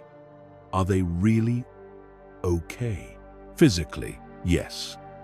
The Bacta will heal the burns completely. The Force burnout will take longer to recover from.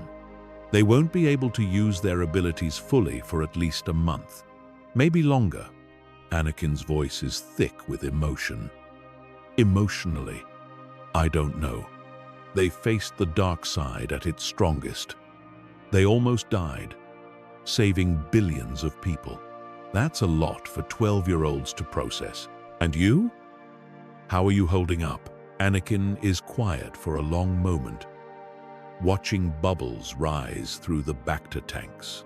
I keep thinking about what could have happened if they'd failed, if the feedback had killed them, if the platform had collapsed before Ahsoka and I could reach them. I came so close to losing them, Padme, so close. But you didn't. They're safe, they're alive, and they're heroes. Our children saved billions of lives today. They did what Jedi are supposed to do: put others before themselves, risk everything to protect the innocent. We should be proud. I am proud. So proud it hurts. But I'm also terrified, because now they know what they're capable of. They know they can face the darkness and survive. And that means they'll want to do it again. They'll seek out danger because they know they can make a difference, just like I did at their age. And I know exactly how many times I almost died doing that. Then we do what parents have always done. We prepare them as best we can. We teach them everything we know. We give them the tools and wisdom to face danger intelligently. And then we trust them. Trust that we raised them right. Trust that the values we instilled will guide them. Trust the Force itself to watch over them when we can't. The council chambers are packed when they return to Coruscant. Word of what happened on Malachor has spread throughout the Order and beyond. 2 12-year-old Padawans disabled a Sith superweapon using a technique that even most masters wouldn't attempt. It's the kind of story that becomes legend, the kind of feat that defines a generation. The twins stand before the assembled masters, still bearing the visible marks of battle, even though the Bacta healed most of their injuries. Their robes are new, replacing the ones that were destroyed.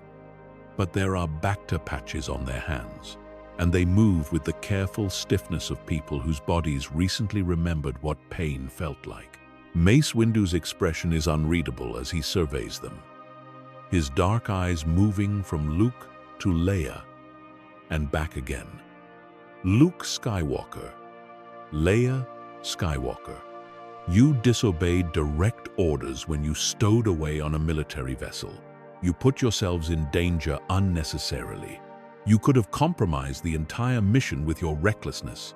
Both twins bow their heads, shame coloring their cheeks. Yes, Master Windu, we understand.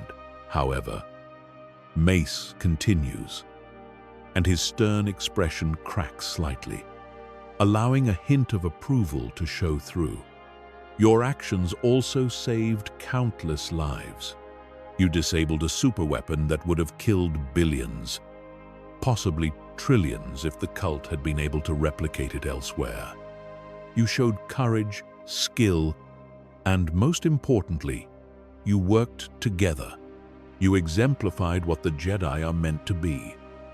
Selfless guardians, willing to sacrifice everything to protect others. Yoda taps his stick on the floor, the sound echoing through the chamber. Reckless you were, but powerful also. Strong in the Force, like your father before you. Remind me of Anakin, you do. Both the good and the troubling. That's what I'm afraid of. Anakin mutters from his position at the edge of the chamber, earning a few quiet chuckles from the assembled Jedi. The council has deliberated extensively. Mace says, his voice carrying the weight of an official pronouncement. Your training will continue, but there will be consequences for your disobedience. You are both suspended from missions for 2 months. Training only, no field assignments. And you will spend that time helping Master Yoda catalog artifacts in the archives. Luke's face falls dramatically. The archives?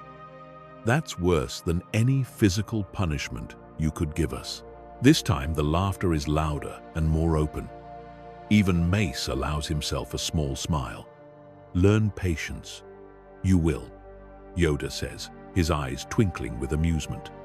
Value knowledge. You must. Not all Jedi work is fighting and adventure. Sometimes, the hardest battles are against boredom and tedium.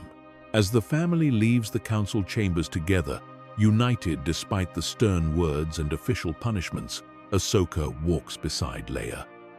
Her orange hand rests gently on her Padawan's shoulder. "You did well today, Leia. I'm proud of you. Even if I'm also frustrated that you scared me half to death." "Thanks, Master. But I was terrified the whole time. My hands were shaking so badly when we were trying to overload that conduit." "Good.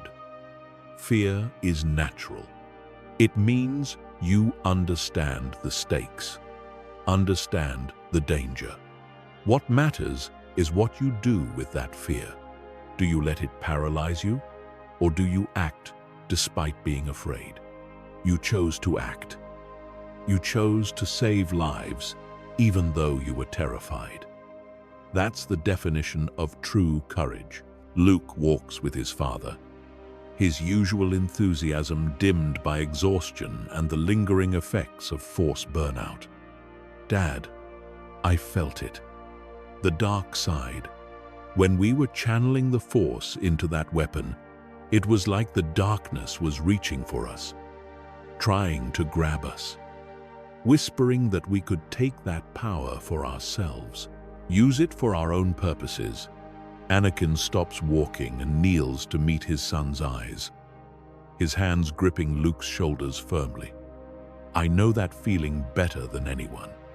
The dark side is always there, whispering, tempting, promising power and solutions to all your problems. But you resisted. You and your sister. You chose the light. You chose to save others, even when it cost you dearly. That's what makes you stronger than the darkness. Not your power, but your choice. What if I'm not always strong enough to resist? What if there's a moment when the darkness is too appealing? Then you lean on the people who love you. Your sister, your mother, me, Ahsoka, Uncle Obi-Wan, Master Yoda, the whole Jedi Order. We're all here for you. That's what family means. That's what the Jedi were always supposed to be. Not lone warriors fighting their battles in isolation, but a family, a community, supporting each other through the hard times. The weeks of archive work turn out to be less boring than Luke feared and more enlightening than either twin expected. Master Yoda takes his role as teacher seriously, guiding them through ancient texts and helping them understand Jedi history in ways the sanitized lessons never revealed. He shows them the holocrons of Jedi who fell to the dark side, not to frighten them, but to help them understand the warning signs, the gradual compromises, the small justifications that become bigger ones, the moment when someone decides the ends justify the means, and discovers too late that they've become the very thing they fought against. Read this, you will. Yoda says one afternoon, placing an ancient text before them. The journal of Jedi Master Revan, it is. Fell to the dark side, he did, but returned to the light also. Rare, that is, powerful lesson his story teaches. The twins spend days studying Revan's story, learning about a Jedi who became a Sith Lord to fight a greater evil, only to lose himself in the process. How he was brought back by love and friendship and the refusal of others to give up on him. How he proved that redemption is always possible for those willing to seek it. During their suspension from missions, the twins also have more time to simply be children, or as close to being normal children as the kids of the Chosen One can be. They attend classes with other Padawans, learning history and mathematics and astrogation. They play games in the temple courtyards, using the Force to cheat in ways that make their friends both laugh and protest. They even attend a few sessions of the Senate with their mother, sitting in the gallery and watching the complex political machinery of the Republic at work. Leia is fascinated, taking notes on everything, asking Padme detailed questions about parliamentary procedure and coalition building. Luke finds it considerably less interesting and spends most of his time sketching starship designs on his datapad. 3 more years pass in what seems like a heartbeat. Luke and Leia are now 15 years old, nearly adults by galactic standards. They've grown tall, both of them towering over their mother now, though still slightly shorter than Anakin. Puberty has transformed them from children into young adults, and their mastery of the Force has reached levels that impress even the most critical masters. Luke has become a formidable duelist, his raw power channeled through years of disciplined technique. His lightsaber skills are extraordinary, combining Anakin's aggressive form V with techniques borrowed from other forms. He can hold his own against Jedi Knights in practice duels, and there are whispers that he might one day surpass even his father in combat prowess. Leia has developed into something rarer and potentially more powerful, a Jedi consular of exceptional ability. Her diplomatic skills, honed under both Padme and Ahsoka's tutelage, allow her to resolve conflicts before they become fights. Her Force abilities lean toward mental techniques, telepathy, empathy, the ability to sense emotions and motivations with startling clarity. But she's also a deadly fighter when necessary, her Ataru form making her almost impossible to pin down in combat. The temple training grounds are packed with observers on this particular morning. Today, Luke and Leia will face their trials, but not the traditional trials. The Council has designed something specifically for them, something that will test not just individual skill, but their ability to work together, to trust each other, to be stronger as a unit than as individuals. Master Windu addresses the assembled Jedi, his voice carrying across the courtyard. These trials will test not just combat ability, but teamwork, decision-making under pressure, and adherence to the Jedi Code in the face of temptation. Luke and Leia Skywalker will travel to the planet Exegol in the unknown regions. Intelligence reports indicate a Sith Wayfinder is hidden there, a device that can lead to other Sith strongholds. Your mission is to locate and secure this artifact before it falls into the wrong hands. You will go alone, without your masters, but we will monitor your progress through reconnaissance drones. Anakin wants to protest, wants to insist on accompanying them, wants anything except sending his children alone into danger. But Padme's hand on his arm stops him. They have to do this. He knows it. She knows it. But that doesn't make it any easier. The twins board a small Republic corvette, just the two of them, and an astromech droid for navigation and technical support. The ship is well equipped, but not heavily armed. If they encounter serious danger, they'll need to rely on their wits and the Force more than firepower. As the ship lifts off and the temple grows smaller beneath them, Luke looks over at his sister in the co-pilot seat. "You nervous?" "Terrified," Leia admits, her hands tight on the control yoke. "This is it, Luke. This is what everything has been building toward. The trials. If we succeed, we become full Jedi Knights. If we fail, we won't fail. We've got each other. That's all we need." The journey through hyperspace to the unknown regions takes several days. The twins use the time wisely, meditating together, practicing their forms in the ship's cargo hold, reviewing everything they know about Sith artifacts and the dark side's influence. They talk too, really talk about their fears and hopes for the future.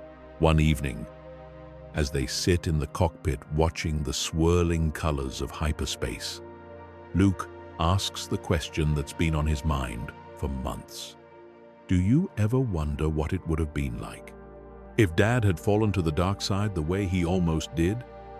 If he'd become Darth Vader? Leia is quiet for a long moment, her fingers tracing patterns on the armrest. Sometimes. Master Yoda showed me some Force visions once, possible futures that didn't come to pass. I saw a galaxy ruled by the Empire. I saw Dad in black armor, more machine than man, serving an evil emperor. I saw Mom dying, saw us separated at birth and raised by different families, never knowing each other. That sounds horrible. Luke shivers despite the ship's comfortable temperature. It would have been. But it didn't happen. Dad chose differently. He chose to trust the Jedi, to trust love over fear. And because of that choice, we exist. We have a family. We're here together. Every good thing in our lives exists because Dad chose the light when the darkness was so tempting. Makes you think, doesn't it? How one choice can change everything. How the whole galaxy can turn on a single decision. That's what Master Windu is always saying. Every choice matters. Every decision ripples outward in ways we can't predict. That's why we have to be careful, thoughtful, always questioning whether we're choosing the light or the dark. The ship drops out of hyperspace above Exegol, and immediately the mood shifts from philosophical to tense. The planet below is a nightmare wrapped in a storm. Red lightning splits the black clouds, illuminating glimpses of a barren surface covered in twisted structures. Dark side energy rolls off the planet in waves so intense that even the ship's instruments register it. This is going to be bad, Luke mutters, adjusting their approach vector to compensate for the turbulent atmosphere. Really, really bad. They navigate through the lightning storm, the ship bucking and shaking despite the best efforts of the stabilizers. Finally, they break through the cloud layer and get their first clear look at the surface. What they see makes their blood run cold. Exegol is a graveyard. Ancient temples and fortresses litter the landscape, most of them partially collapsed but still radiating malevolence. And everywhere, statues, massive statues of Sith Lords from throughout history. Their stone faces frozen in expressions of rage and triumph. The largest structure is a massive cathedral-like building that seems to draw the eye no matter where you look, as if the architecture itself demands attention. There, Leia points to a relatively clear area near the cathedral. We can land there. If the Wayfinder is anywhere, it'll be in that structure. They land the ship and immediately wish they hadn't. The moment the boarding ramp lowers, the dark side hits them like a physical blow. It's worse than Malachor, worse than anything in their training. This isn't just residual dark side energy. This place was a stronghold, a seat of power where ancient Sith Lords practiced their dark arts for generations. Okay, Luke says, his voice tight as he fights down nausea. This is way worse than Malachor. How are you holding up? Barely, Leia admits, her face pale. But we need to move. The longer we stay here, the more the darkness will work on our minds. They move toward the cathedral, their lightsabers ready, but not ignited yet. The structure looms above them, impossibly tall, its architecture designed to intimidate and disturb. The entrance is a massive doorway, carved with Sith script and images of death and suffering. Inside, the temperature drops 20 degrees. The air is stale, as if no one has breathed it in centuries. The cathedral's interior is vast and empty, filled with shadows that seem to move independently of any light source. Their footsteps echo on the stone floor, each sound bouncing off distant walls and coming back distorted. "Luke, do you feel that?" Leia whispers, her hand finding her brother's in the darkness. "The Force. It's like it's screaming here. I feel it. Keep moving. Stay focused on our mission. Find the Wayfinder and get out." They navigate through the cathedral corridors, following the pull of the dark side artifact they're seeking. The Wayfinder's presence is distinctive, a beacon of corrupted Force energy that draws them deeper into the structure. But with each step, the whispers grow louder. "Luke Skywalker." A voice echoes through the Force, seeming to come from everywhere and nowhere at once. Son of the Chosen One, grandson of the Force itself. You could be so powerful, more powerful than your father ever dreamed. Take the Wayfinder. Use it. Find the secrets of the Sith scattered across the galaxy. Learn their knowledge. Turn their power toward the light. Imagine what you could accomplish. Luke hesitates, his hand reaching toward a door that pulses with dark energy. The logic is seductive. What if he could learn Sith secrets and use them for good? What if he could take their power and transform it? Use it to help people. "Luke, don't!" Leia grabs his arm urgently. "It's a trap. It's trying to corrupt you." That's what every Jedi who fell to the dark side thought. They thought they could control it, use it for good purposes. But the dark side doesn't work that way. It changes you, corrupts you from within. But what if I could be strong enough? What if I could resist the corruption and just use the power? That's exactly what Dad almost thought. That's exactly what would have destroyed him if he'd listened. Leia's voice is fierce, her grip on his arm tight. The dark side always promises power, always says you can control it, always lies about what it will cost you. Don't listen to it. Listen to me instead. Listen to the people who love you. Luke closes his eyes, taking deep breaths, fighting back against the seductive whispers. When he opens them again, they're clear, focused, himself again. "You're right. I'm sorry. I don't know what I was thinking." You were thinking what anyone would think when the darkness speaks. It's designed to sound reasonable, to appeal to your best intentions. That's what makes it so dangerous. Together, they push deeper into the cathedral until they reach the central chamber. And there it is, the Wayfinder. A pyramidal device sitting on an altar, glowing with a faint red light that pulses like a heartbeat. The air around it shimmers with heat, despite the cold temperature. As they approach cautiously, the whispers intensify. Not just one voice now, but many, all speaking at once in a cacophony of temptation and threat. Leia Organa. Wait, that's not right. Leia Skywalker. The voices correct themselves. Daughter of the Chosen One. You see the corruption in the Senate.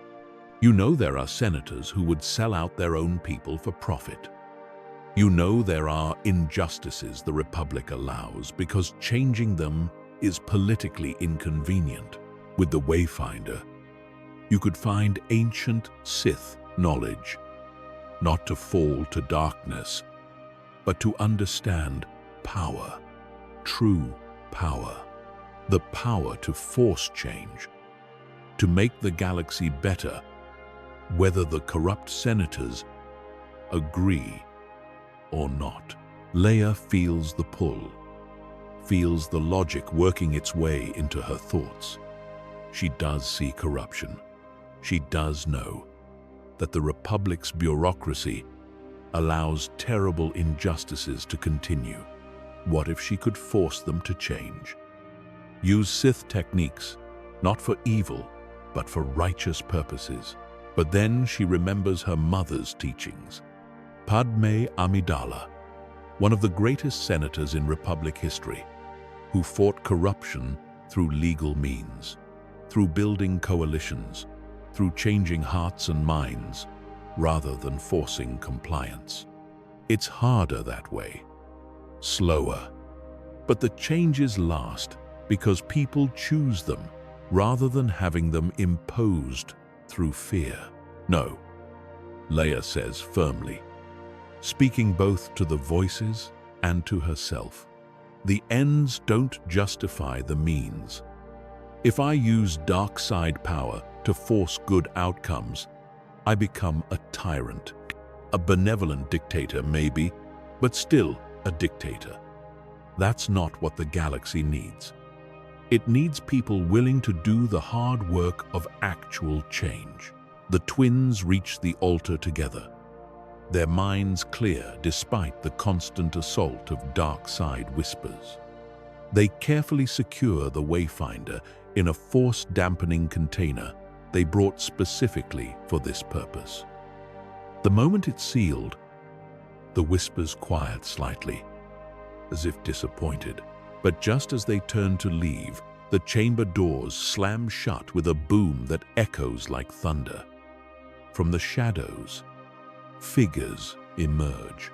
Dark side cultists, at least 20 of them, led by a woman whose face is twisted with fanatical devotion.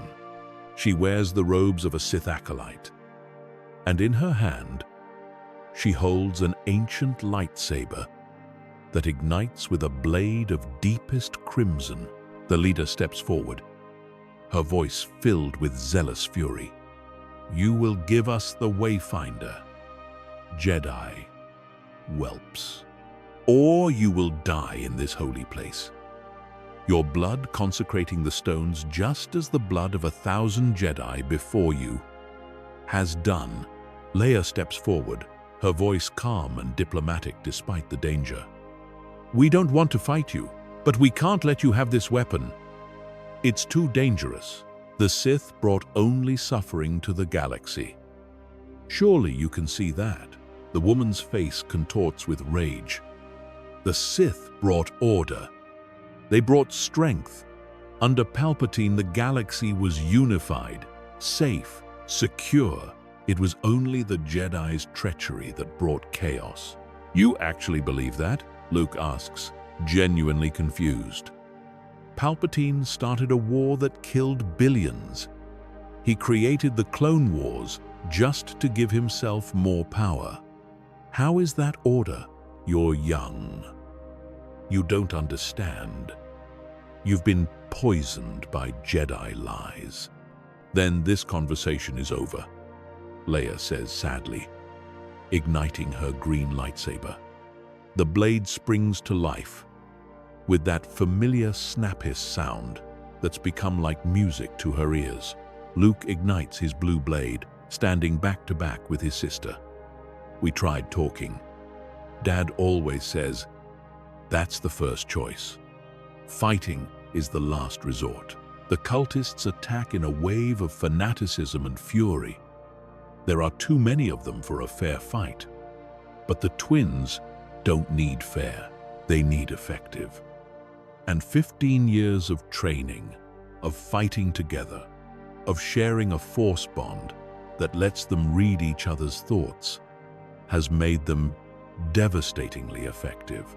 Luke takes the aggressive role, his Form V techniques driving forward with powerful strikes that force the cultists back. Each blow is enhanced by the Force, hitting with concussive impact that sends even large attackers sprawling. His lightsaber moves in tight, economical arcs that waste no energy, every movement flowing into the next. Leia covers the flanks and rear, her Ataru form making her a whirling dervish of green light. She flips and spins, using the Force to enhance her acrobatics beyond human possibility. Where Luke fights like a hammer, Leia fights like a scalpel, precise strikes to weak points that disable rather than kill.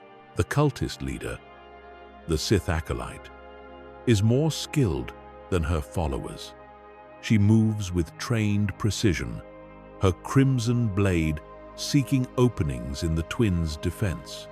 But she's fighting alone against two opponents who move as one.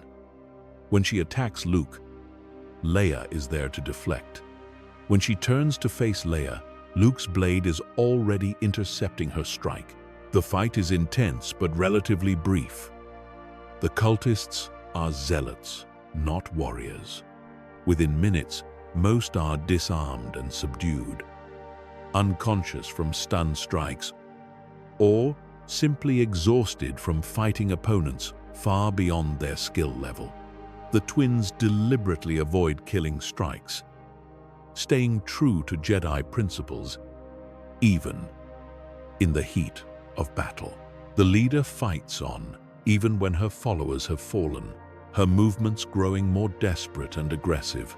She abandons proper form, swinging wild haymaker strikes, fueled by rage rather than skill. It makes her predictable. When she overextends on a particularly vicious slash, Leia Force pushes her off balance, and Luke disarms her with a precise strike to her wrist. The ancient lightsaber clatters across the stone floor. The woman drops to her knees, not from pain but from the realization of failure. Tears stream down her face as she looks up at the twins. "Kill me. Do it. I deserve death for failing my mission." Leia kneels beside her, her expression compassionate rather than triumphant. "We're not going to kill you. That's not what Jedi do. You'll come with us, stand trial for your actions, but you'll have a chance to see the truth. To understand that the Sith ideology you followed leads only to suffering." The woman spits in Leia's face. "I would rather die than betray my beliefs. The Sith will return. Emperor Palpatine's vision will be realized. You've only delayed the inevitable." Luke speaks up, his voice gentle but firm. "Then you'll spend time in Republic custody, where hopefully you'll have time to think, to question what you've been told. But we're not going to kill you just because you refuse to see reason. Killing prisoners isn't the Jedi way. It isn't the right way. Even when it would be easier, they secure the cultists with restraints, call for Republic forces to pick them up, and return to their ship with the Wayfinder safely contained. As they break atmosphere and jump to hyperspace, both twins finally let out breaths they didn't know they were holding.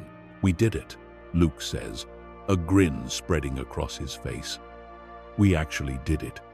Went to an evil Sith planet, resisted temptation, fought cultists, and got the artifact. We passed the trials. We did." Leia agrees, but her expression is more thoughtful than celebratory. "Together, like always. I don't think either of us could have done it alone. The dark side was so strong there, Luke. If I'd been alone, I'm not sure I could have resisted." Same here. When those voices were telling me I could use Sith knowledge for good, part of me wanted to believe them. But you were there to remind me who I am, what we stand for. That's what family is for. What the Jedi are supposed to be for. Not isolated warriors fighting their own battles, but a community. a support system. The journey back to Coruscant feels shorter than the outbound trip. Or maybe it just feels that way because they're returning victorious. When they arrive at the temple, they're greeted by a crowd that seems to include every Jedi on Coruscant. Anakin and Padme push through first, both parents practically running to embrace their children. "We watched everything through the reconnaissance drones," Anakin says, his voice thick with emotion as he holds both twins tight. "You were incredible, both of you. I've never been more proud and more terrified at the same time." Padme is crying openly, not bothering to hide her tears. "When that woman threatened to kill you, when you were fighting all those cultists, I thought my heart would stop. But you handled it perfectly. You stayed true to your principles even when killing would have been easier." Master Windu approaches, his expression as stern as always. But there's unmistakable pride in his dark eyes. "Luke and Leia Skywalker, you have completed your trials with honor and distinction. You resisted the dark side's temptation even when it appealed to your noblest intentions. You worked together as a unit, trusting each other completely. You showed mercy to enemies who showed you none. The Council has voted unanimously. Step forward." The twins kneel side by side before the assembled council, in the same spot they knelt 5 years ago when they became Padawans. But everything is different now. They're not children anymore. They've proven themselves in the crucible of real danger, real temptation, real choice. Mace Windu draws his lightsaber, the purple blade humming to life with its distinctive sound. By the right of the Council, by the will of the Force, by the traditions of the Jedi Order spanning 10,000 years, I.W. Jedi Knights. Rise, Knight Luke Skywalker. Rise, Knight Leia Skywalker. May you serve the Force and the Republic with honor. May you bring light to the dark places of the galaxy. May you be examples to all who come after of what the Jedi can be when we embrace both strength and compassion." Luke and Leia stand, and this time they're presented with real lightsabers, not training weapons. These are blades they constructed themselves during their Padawan years, made from kyber crystals they found on Ilum. Luke's crystal chose a brilliant blue, while Leia's shines emerald green. The hilts are unique, reflecting their personalities. Luke's is sleek and practical, built for power and durability. Leia's is more elegant, with decorative elements that don't compromise functionality but add beauty to utility. The assembled Jedi burst into applause. It's a moment of pure joy in a galaxy that's known too much darkness. These two young knights represent hope for the future, proof that the Jedi Order's reforms are working. That attachment doesn't inevitably lead to the dark side. That evening, the celebration at the Skywalker apartment is magnificent. The space has been expanded over the years as Padme's political success and Anakin's position in the Order brought more resources. Now it's large enough to host not just family but friends. Captain Rex is there, his hair now gray but his stance still military straight. Several senators who are allies of Padme's attend. Jedi from across the Order, from the youngest younglings to masters like Obi-Wan and Yoda, fill the rooms with conversation and laughter. Obi-Wan raises a glass, his weathered face creased with a genuine smile. To the newest Jedi Knights in the Order. I remember when your father was knighted, though the circumstances were considerably more chaotic. A war was starting. We just lost Master Qui-Gon, and Anakin had barely been a Padawan for a year. But watching you two today, seeing how you've grown with love and support rather than despite it, I'm reminded that perhaps we old Jedi didn't know everything we thought we knew. May the Force be with you, always. Anakin adds his own toast, his blue eyes shining with tears he's not ashamed to show. To my children, you've made me prouder than words can express. Not just because you're skilled warriors and wise knights, but because you're good people, compassionate, thoughtful, brave, everything your mother and I hoped you'd become. I look at you and I see not just Jedi, but the future of the Order. A better future than we old folks could have built alone. Ahsoka, now slightly tipsy from imported Alderaanian wine, pulls both twins into an enthusiastic hug. You know what this means, Leia? You're not my Padawan anymore. Now we're equals. We're both knights, sisters in the Force, fighting side by side. You'll always be my master, Ahsoka, Leia says warmly, returning the embrace. Everything I know about being a Jedi, about staying connected to the light even when the darkness calls, I learned from you. And from you, Mom. She reaches for Padme's hand. You taught me that power isn't just about the Force or lightsabers.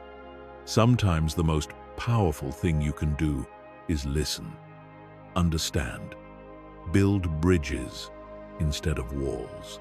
Luke finds himself talking with Yoda in a quiet corner of the balcony, away from the main celebration.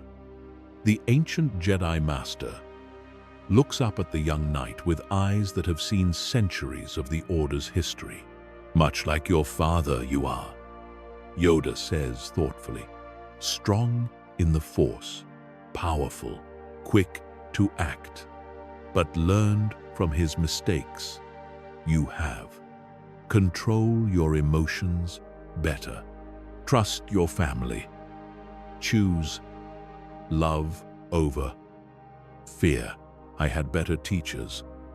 Luke says simply, Dad tells me about his training sometimes, how alone he felt, even surrounded by Jedi, how the rules about attachment made him hide the people he loved, made him feel like he couldn't ask for help when he needed it.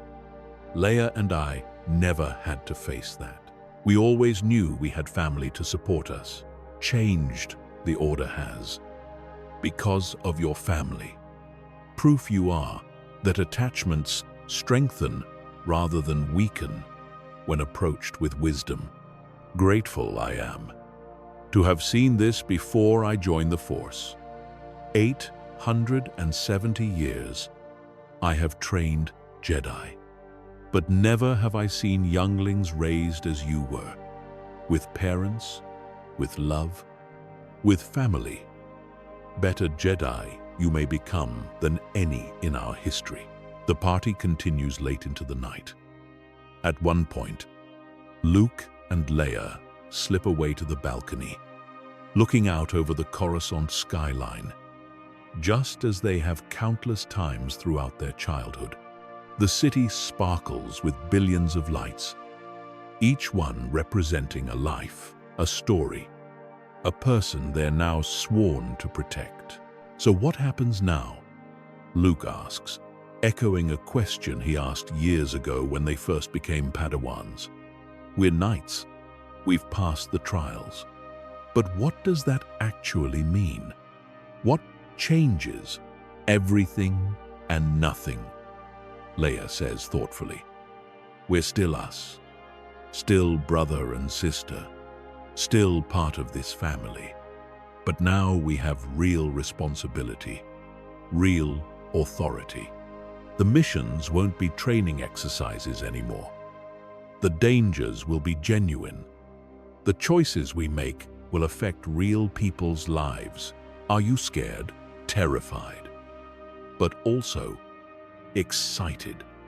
We can make a real difference now, Luke. We can help people, change things, make the galaxy better. Together, always together. The months following their knighting establish new patterns and new responsibilities. Luke and Leia are officially assigned their first independent missions as full knights. No longer under their master's direct supervision. They're free to work together or separately, though they often choose to collaborate. Luke leads several relief efforts to planets devastated by natural disasters or economic collapse. He uses the Force not just as a weapon but as a tool for construction, helping rebuild homes, purify water supplies, move heavy equipment. His missions take him to the Outer Rim territories, where Republic influence is weak, where people have been forgotten by the core worlds. He becomes known among the poor and desperate as a Jedi who actually cares, who gets his hands dirty, who treats everyone with dignity regardless of their status. Leia travels to disputed systems as a diplomatic envoy.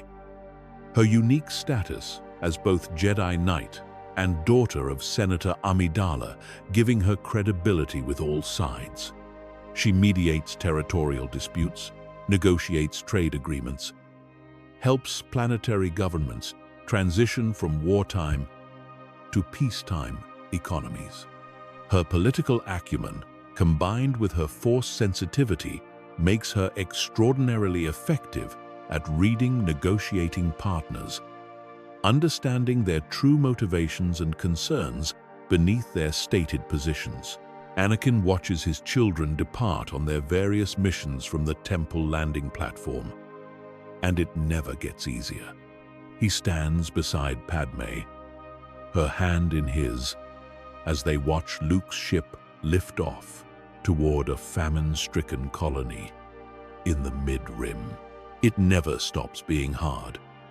Anakin admits quietly, watching them fly off into danger, knowing I can't protect them anymore, knowing they have to face the galaxy on their own.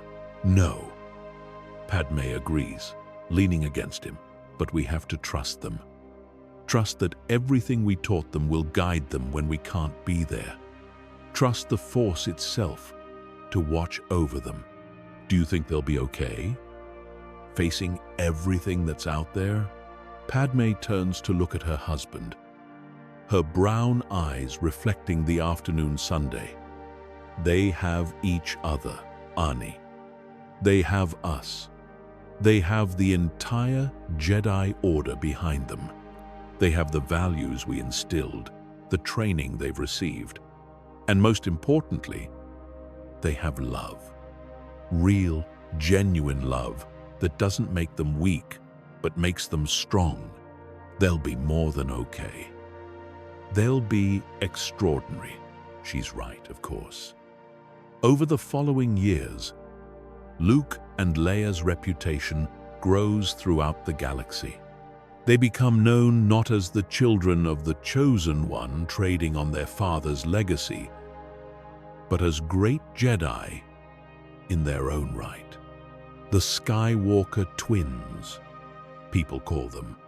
Jedi Knights who bring not just justice but compassion, who understand that solving problems often requires more than just force powers and lightsabers.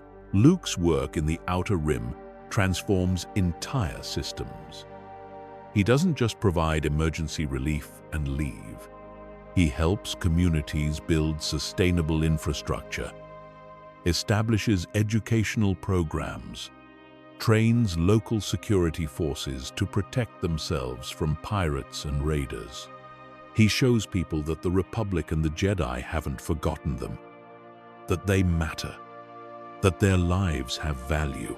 Leia's diplomatic efforts prevent several wars from starting, saving potentially millions of lives through negotiation rather than combat.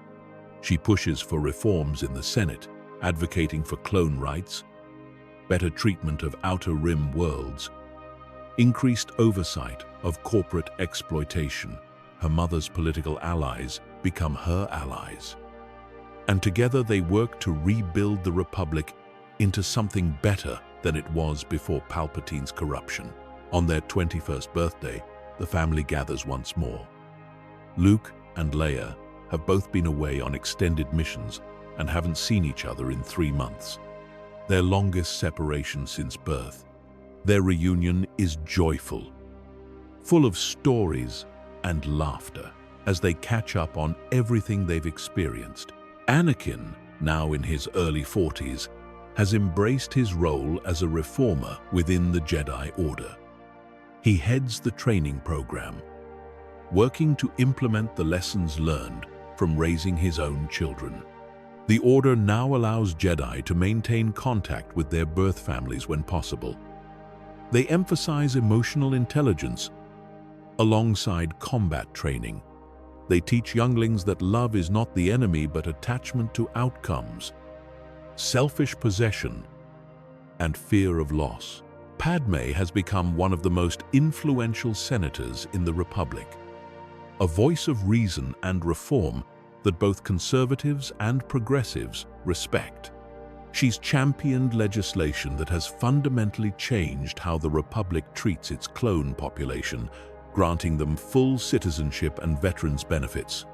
She's pushed through anti-corruption measures that make it much harder for another Palpatine to rise to power unchecked. As they sit together for dinner, the conversation turns reflective. Obi-Wan and Ahsoka join them as always, their presence as familiar as family. "You know," Obi-Wan says, swirling his wine thoughtfully, "I've been thinking about the path not taken, the other timeline, the one where Anakin fell to the dark side that night with Palpatine. It haunts me sometimes, wondering how close we came to absolute catastrophe." Everyone grows quiet, the specter of what might have been hanging over them like a ghost. It's a topic they rarely discuss directly, but it's always there in the background of their thoughts. "We would have lost everything," Anakin says quietly, his voice heavy with the weight of understanding. "I would have become something monstrous, a Sith Lord in service to evil. Padme would have died, probably in childbirth, her heart broken by my betrayal. And you too." He looks at his children, his eyes intense. "You would have grown up without parents, without each other, probably hidden away, raised by different families, never knowing you were siblings. You might have ended up on opposite sides of a galactic civil war, fighting each other without ever knowing you were brother and sister. But that didn't happen," Luke says firmly, his voice carrying conviction. "You made the right choice, Dad. You trusted the Council. You trusted the Jedi.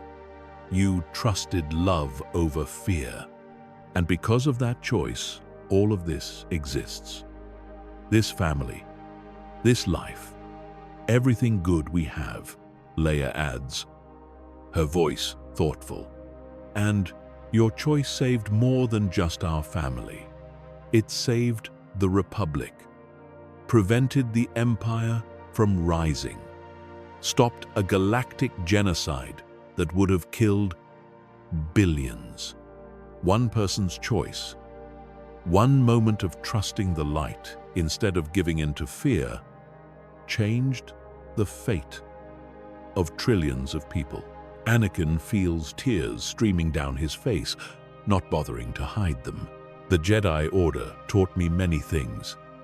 How to fight, how to use the Force, how to be a guardian of peace and justice. But my family taught me the most important lesson of all. That love doesn't make you weak. It makes you strong. Strong enough to resist any darkness. Strong enough to choose the hard right over the easy wrong. Strong enough to be the person you're meant to be, instead of what fear would make you." Ahsoka raises her glass, her voice warm with affection. to family, to the choices that define us, to the Skywalkers who proved that the Jedi Order's old ways weren't the only ways, who showed us that we could be both Jedi and people with families and connections and love. They all drink to that toast. And as Coruscant's lights sparkle outside the windows, the Skywalker family sits together in the home they've built. Whole, healthy, happy, living proof that one choice can change everything, that destiny is not fixed, that love is indeed the strongest power in the galaxy. Many years pass. Luke and Leia are now in their 30s, established Jedi Masters in their own right, with their own Padawans. They've continued their important work throughout the galaxy. Luke has become a legendary figure in the Outer Rim, with entire systems celebrating him as a hero. Leia has risen to prominence in both the Jedi Order and the Senate, following her mother's footsteps into politics, while maintaining her commitment to the Force. Both twins have followed their parents' example in other ways too. Luke married a fellow Jedi, a decision the Reformed Order celebrates rather than forbids. Leia married into Alderaan's royal family, becoming a princess while remaining a Jedi Knight. They each have children now, the next generation of Skywalkers being raised with the same combination of love, training, and values that their parents received. On this particular day, the entire extended Skywalker clan gathers at the Jedi Temple for a special ceremony. The Council has commissioned a memorial in the Temple Gardens, not for those who fell in battle, but for those who chose the light in moments of profound darkness. At the center of the memorial garden stands a statue carved from pure white marble. It depicts a Jedi Knight holding two children, one in each arm, while a woman stands beside him with her hand on his shoulder. The figures' faces are clearly recognizable as Anakin, Luke, Leia, and Padme. At the base, an inscription reads, "To those who choose love over fear, attachment over isolation, trust over suspicion, to Anakin Skywalker, who faced the darkness and chose the light, saving not just his family but the galaxy itself.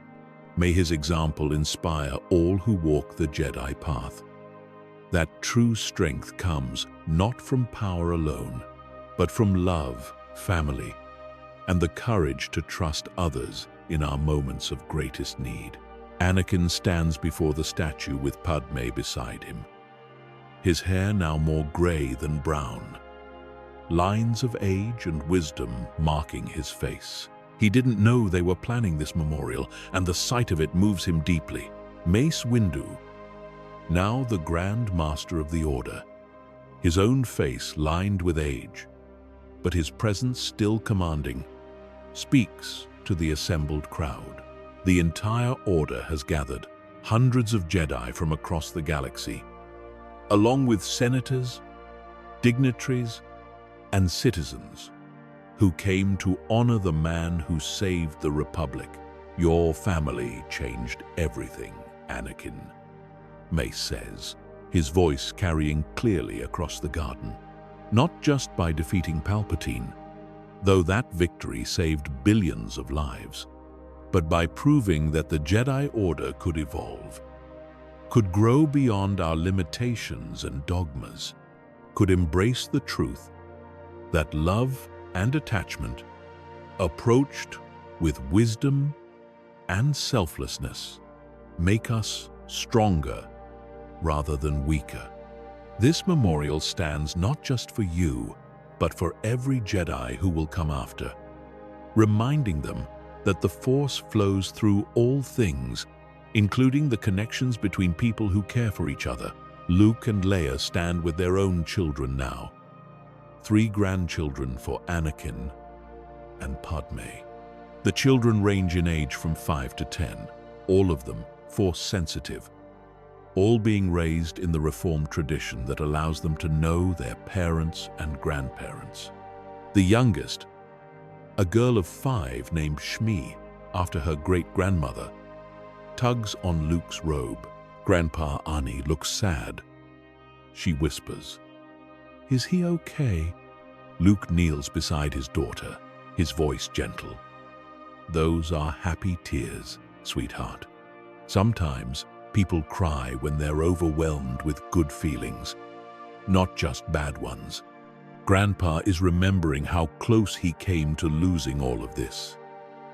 How one choice changed everything. And he's grateful. What choice?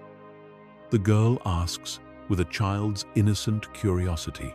The choice to trust, to love, to believe that other people could help him when he was scared. It's the most important choice anyone can make. As the ceremony concludes and the crowd begins to disperse, the extended Skywalker family gathers around the memorial. Anakin, Padme, Luke, Leia, their spouses, their children. Obi-Wan is there too, his beard now completely white, moving slowly with the aid of a cane, but his mind still sharp. Ahsoka stands beside him, her montrals fully grown, her presence radiating the wisdom of a true Jedi Master. The grandchildren play in the garden, chasing each other through the flowering bushes, their laughter ringing out like music. They use the Force unconsciously, making flowers bloom out of season, levitating small stones in playful competitions. They're being raised the way Luke and Leia were, with love and family, and the understanding that being a Jedi doesn't mean being alone. As the sun sets over Coruscant, casting golden light across the memorial garden, Anakin finds himself standing alone before the statue for a moment. He looks up at his own carved face, frozen in marble at a younger age, and he thinks about the other path, the darkness that could have been, the monster he almost became. He thinks about Darth Vader, the name Palpatine would have given him. He thinks about the empire that would have risen. He thinks about his children separated, growing up never knowing each other, probably destined to fight on opposite sides of a civil war. He thinks about Padme dying, her heart broken, taking with her any chance of redemption. And then he looks around at what actually exists. His wife, still beautiful after all these years, laughing with their daughter. His son teaching his grandchildren a Force technique, patient and kind. His family, whole and happy and alive. The Jedi Order, reformed and stronger for it. The Republic, healing from its wounds and building something better. One choice, one moment of trusting the light instead of giving in to fear. That's all it took to make the difference between these two realities. Luke appears beside him, putting a hand on his father's shoulder. "You okay, Dad?" Anakin smiles, genuine and warm. "I'm perfect, son. I was just thinking about how lucky I am, how blessed we all are. One different choice, one moment of weakness, and none of this would exist. But I chose right. And because of that, I get to watch my grandchildren grow up. I get to grow old with the woman I love. I get to see you and your sister change the galaxy for the better. I finally understand what it means to bring balance to the Force." Luke looks puzzled. "I thought bringing balance meant defeating the Sith. That's what the prophecy said, wasn't it?" Maybe that's what everyone thought it meant. But I think it means something more. Anakin gestures to the scene around them. The family gathered in the fading sunlight. The reformed Jedi Order that embraces rather than forbids connection. It wasn't about destroying the Sith through violence. It was about this: building a future where the Jedi understand that isolation isn't strength, where we teach the next generation to be better than we were, where love is celebrated rather than feared. That's balance. Not just balance between light and dark in the Force, but balance in life itself. Power and compassion, strength and love, duty and family. Leia joins them, Padme with her, and the four of them stand together before the memorial. The rest of the family gradually gathers around them, creating a tableau that mirrors the statue. Multiple generations now, all connected by the Force, all bound by love, all proof that one choice, one moment of trust, can change everything. As the stars begin to appear in the Coruscant sky, visible even through the city's light pollution, Anakin Skywalker looks at his family and feels something he rarely allowed himself to feel in his youth. Peace. Complete, absolute peace. No fear, no anger, no darkness lurking at the edges of his consciousness. Just love, gratitude, and the knowledge that he chose right. The Force flows through them all, light and balanced, as it was always meant to be.